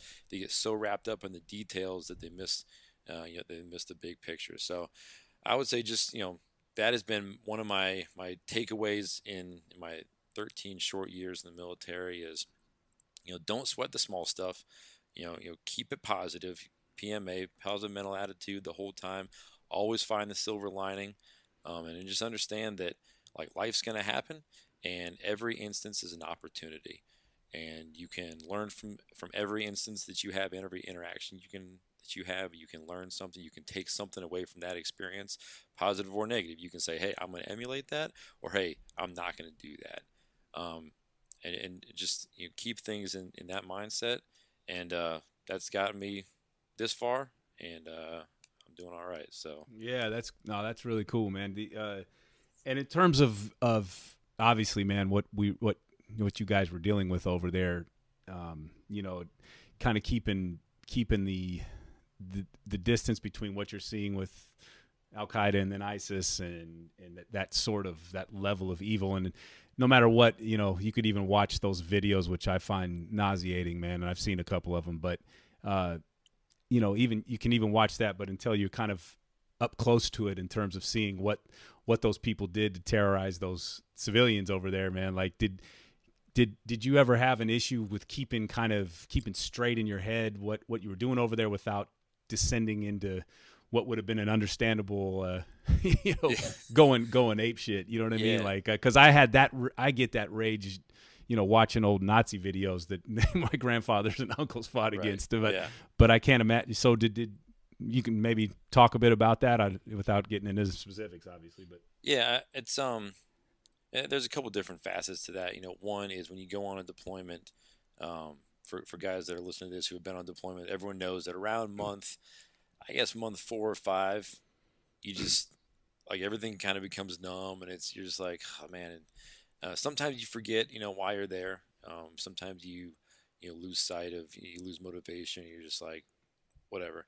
Um, Specifically when on my one deployment where we came in, and this is an Iraq deployment, and ISIS had, if you remember, they started off, in Syria and Iraq, but then they were pushing east yep, and got pretty much to the doorstep of Baghdad, and they were yep, about ready to take that over.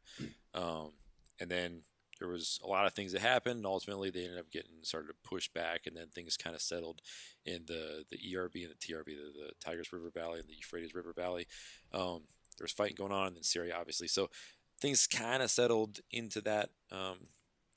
And that's when I came in shortly after they had been pushed back. So the deployment, we were putting warheads on foreheads, man. We were yeah, getting after it, and but ultimately, like sometimes you just kind of it becomes routine, and that's probably doesn't sound good to say that, but when you see it day in and day out, it's just like, that's another dude just got blown up, and he probably yeah, deserved it. And I'm just kind of looking at the clock and when's the next time I can go go to the gym and work out, or when can I get some chow. But we would have these, we had a lot of connections with, tribal guys who had family who were living in Mosul, right, which is a hotbed for them, and just kind of in some ISIS controlled areas. and they would get videos that they would take, snuck out to them, and then these guys would show us, and just I'm fascinated by the human experience and just kind of the sociology and the individual mind, or the human mind, and all that is fascinating to me. And I remember seeing a couple videos of, and it really stoked the rage, right, and kept the hate alive. And as long as you channeled that properly, it helped you remember why you were there, helped you understand that there is truly evil in this world. Yep. And I miss my family, I miss everybody, but I'm here so that no one else has to be here, and to keep the things that I'm watching in this video away.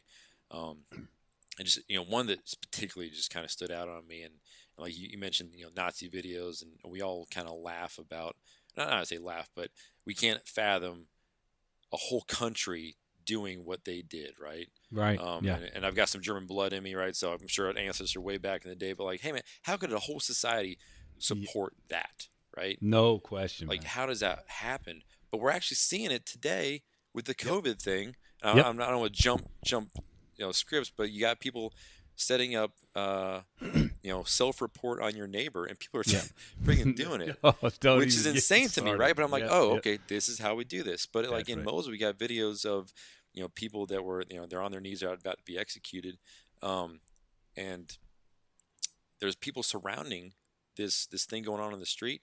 There's guys asking for volunteers from the crowd to come, because these guys have been an apostate, or they've been, charged with helping the Americans, or whatever trumped up, charge they had on these guys. And people like waving their hands, like, "Hey, I'll do it." Yep. I'm like, what conditions do you have to have set that allows for this kind of evil to experience and to exist in the world? Yep. And that's, I don't call it morbid fascination, but it keeps me grounded. And it helps me remember that there are people and levels of depravity out there that nothing can really save. Not to get religion, minus Jesus Christ. Like that's a whole other thing. But for right here, right now, man, you're not going to talk that person out of it. You're not going to negotiate with that person. Sometimes it's just a bullet in the face. That's the only way that we're going to solve this problem. And that's really interesting. Yep. Go. Sorry. Go. Keep going. No, I was just just wrapping it up. That those kinds of those videos and talking with the tribal guys whose families are experiencing that like real time. Like, it's not just a book.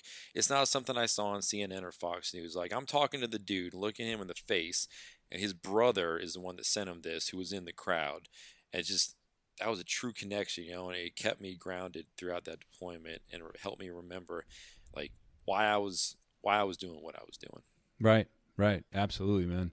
Yeah, there's a few growing up too, and I don't know if you got a chance when you were in Germany to go see some of those concentration camps, and you call it morbid, but I have the same exact thing. And so when I lived in China in 2015, and during Chinese New Year, everybody breaks out and leaves, and I went over to Southeast Asia and did Burma and Cambodia and Laos and Vietnam, and you get into Cambodia, man, and you go to S21, which was the prison in downtown Phnom Penh where the Khmer Rouge started doing that. And then I went to the it's a death camp, a Southeast Asian death camp is what it was. But you got that mountain of skulls and that glass case. Jeez. And so everywhere I've gone, I've tried to go see those because, and China's a perfect example of that. That's a whole other story. But, that's, anywhere between 40 and 60 million or 80 million starved in death during the Cultural Revolution and all that stuff. And then when I was in Germany, obviously I went to, a few different Dachau and Bergen-Belsen and Auschwitz a couple times, just because I wanted, that's what, standing in that gate there at Auschwitz, which is just outside that town of Birkenau, it's just outside Auschwitz there. And that's really what hit me more than anything, was like, this is just an old converted horse farm out here. You know what I mean? And Birkenau means birch forest in Germany, right? Like that's what it is. It's a beautiful area if you look out that. And then you look at this place and you go in and you start to see these bunks that these people lived in. They're still, in the downtown old barracks, the Polish barracks that they converted, the Albrecht macht free, work makes you free. And I just, what it blows me away is the psychology of that. And you mentioned that, I think, before when we talked about what would the circumstances take, what would it take for us to do that, because I really think that's a human nature problem, not a specific. And again, talking about things that made me appreciate more and more what we have, and it's the checks and balances that are in place, and and going back to read that Constitution and compare it to other other places that don't have that, and don't have that culture, more importantly, of the primacy of the individual over the group, and that tribe doesn't matter as much as national credo and individual responsibility, et cetera, et cetera, et cetera, which is, I'm no psychologist, so I don't know what the hell I'm talking about half the time. But you and me both, brother.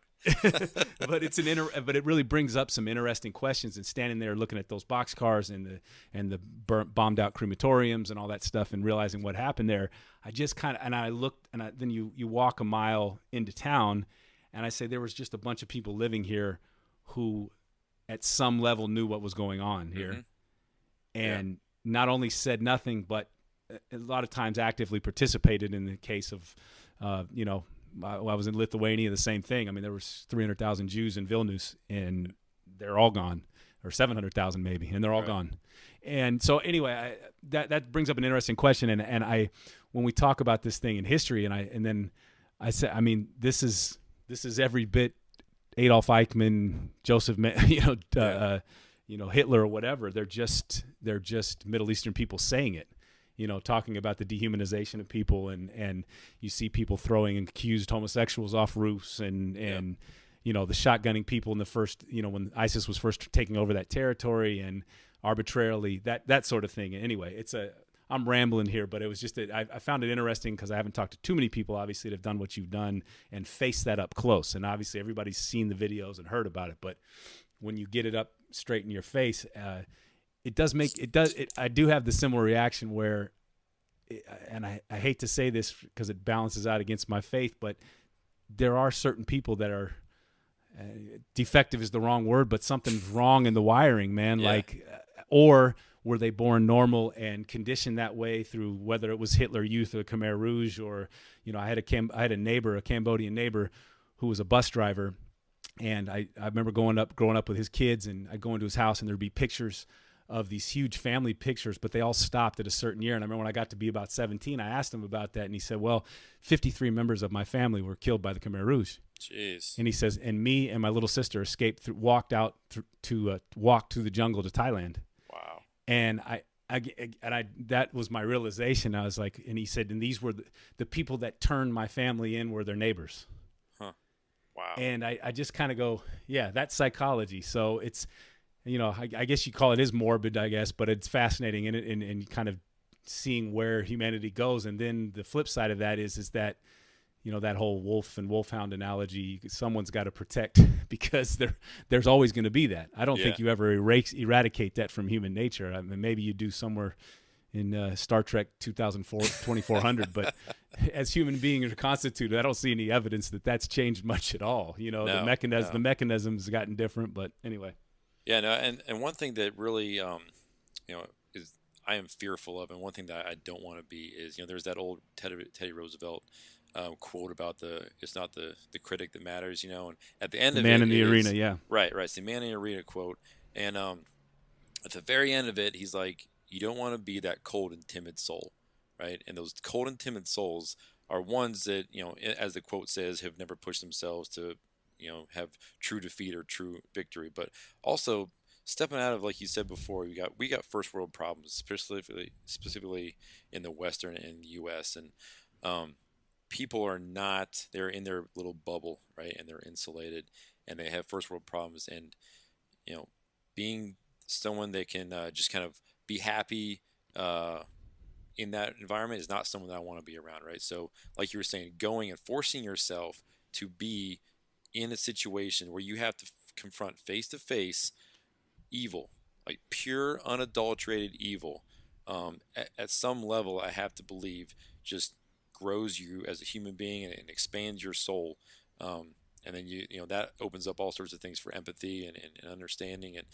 And if you're one of those people that, I've heard you on some of your other podcasts, talking with Derek, the Trump thing, right?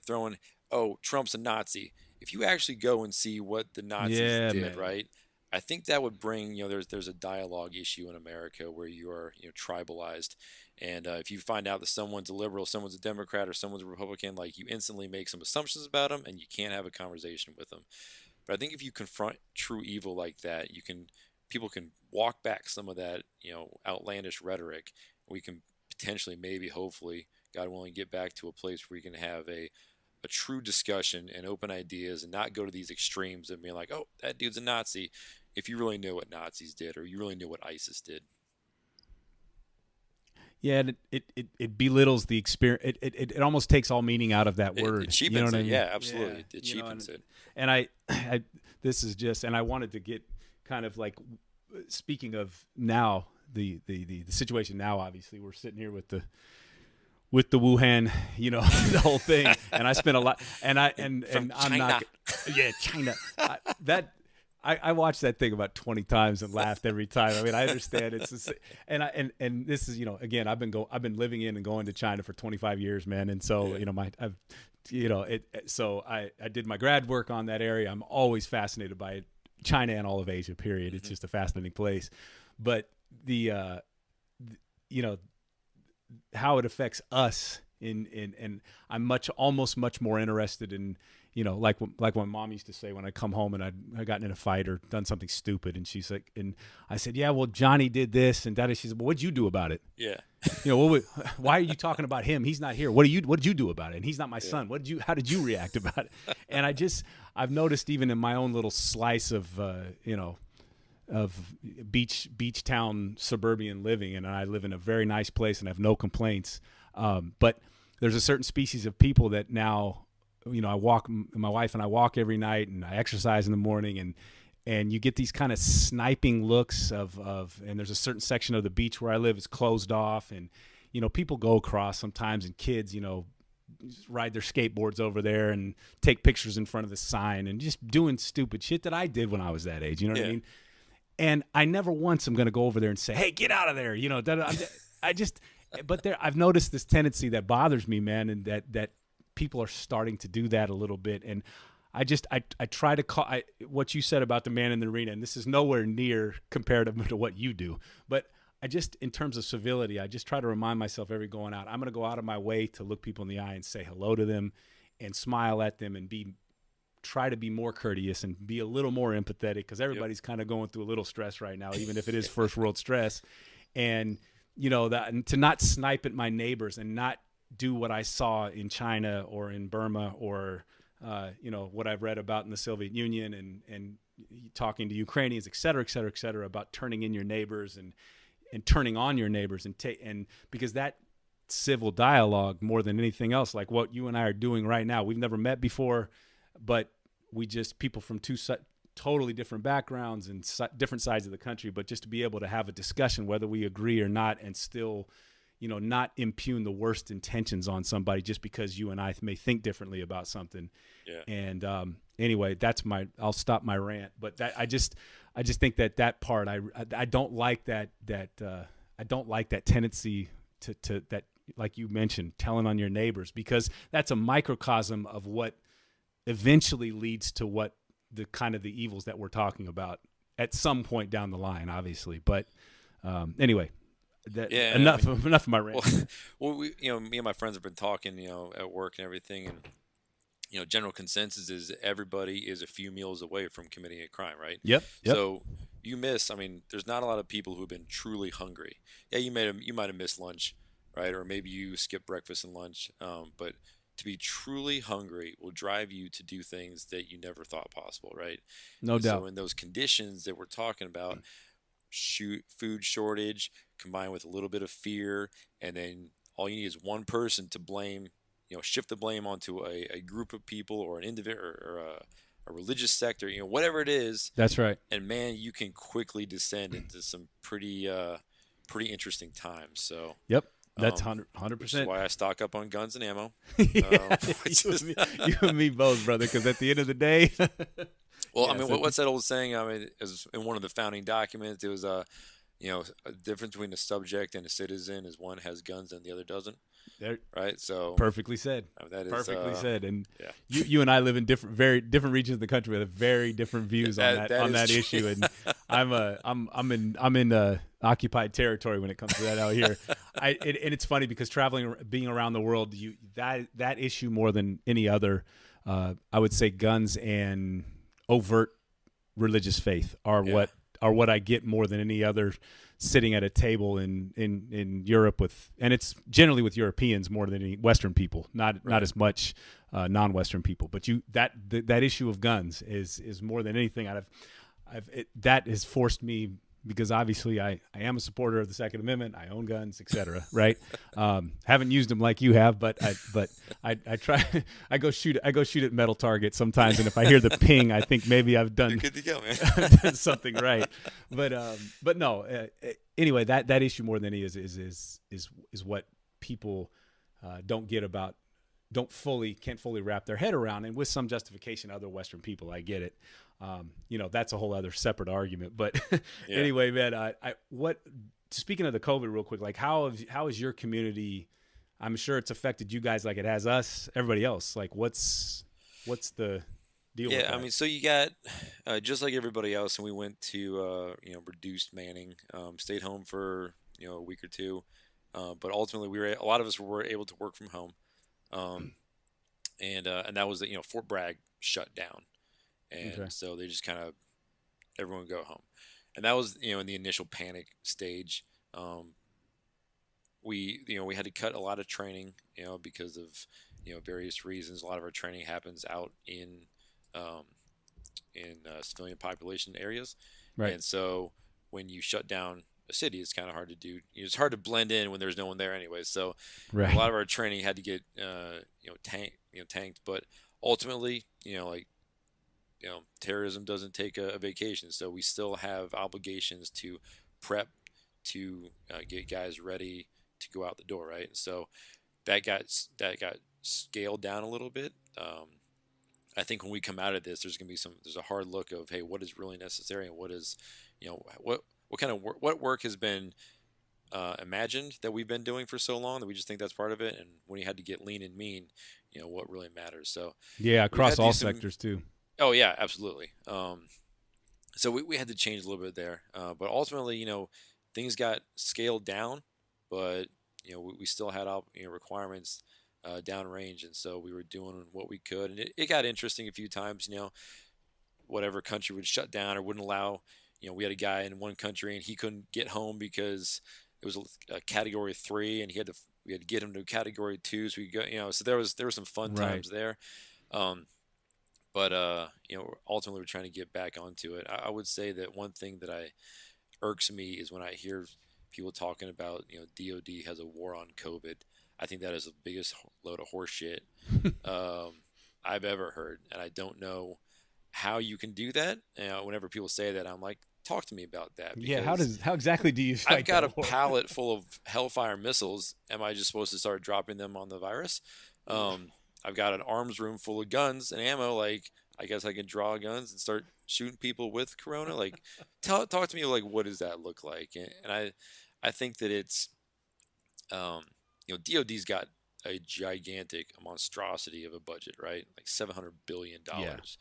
And I think that there is this complex, and this is just Jay. This is just me, my opinion. Yep. I am not speaking officially for the DOD, but our budget is so big, and our function in life is to fight and win our own nation's wars. That's it. Like, that's why we are designed. But we keep getting all this money, and wars don't happen all the time. Like, if you look at the continuum of the American experience, not that many wars have happened, right? So there's this complex of, hey, we're giving you all this money. Like, what are you doing for us? And so you got dudes kind of tap dancing and be like, oh, well, fighting a war on COVID. That's what I'm doing for you. Right. Kind of in search of getting creative with exactly right. Justifying the budget, justifying your existence. Right. And that's coming from a guy who gets a paycheck from the military. I understand the irony of being that our founding fathers didn't intend for us to be this big. I don't think so. yeah, that's always an interesting conversation is when I'm trying to talk people out of having a job. But but that's something for your. I'm gonna tell you, Jay, that's something for your own podcast when you retire, bro.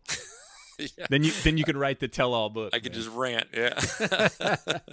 and you'll shoot right to the talk. You'll be slotted in between Hannity and whatever. And yeah, right. Well, if you don't have, I mean, that's how you judge if you're doing well, right? Is how many enemies you have. No question. So yeah, so you can really see the office or the DoD politicians, if you will, right? The guys that are playing that game in the Beltway, in the National Capital Region, up in the NCR, and just, hey, we're here, man. You give us lots of money, and we're fighting COVID because that's what's going on right now. Right. So that's my own little. I get irked whenever I hear that, but that's just me.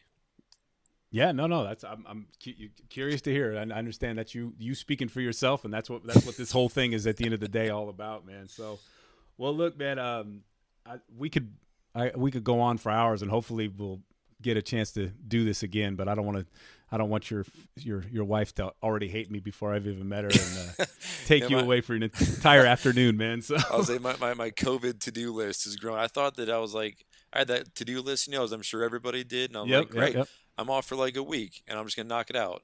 And actually, the list grew. I was like, shit. So, no question, my list grew, and instead of the only thing that grew on my list besides my waist was like I got through a bunch of like old movies on Amazon Prime that I would have been trying to watch rather than do what I was supposed to do. So yeah, no doubt. Hey, but anyway, man, Jay, thank you so much, man, for taking the time. This is the inaugural one. We'll get it up, and hopefully, man, we can do it again at some point, man. I've had a blast, man. Thanks, Nick, for inviting me to do this. Yeah, this has been awesome. Great experience. And anytime I'd love to, jump back on. Let's do it, man. Yeah, and for everybody, this is just the first show, so it'll be up on all the podcast directories, iTunes, Google, Stitcher, Spotify, TuneIn, iHeartRadio, et cetera, wherever you listen to podcasts. So, yeah, man, thanks a lot, and we'll talk at you down the line, man. All right, brother. Take care. Thanks, man.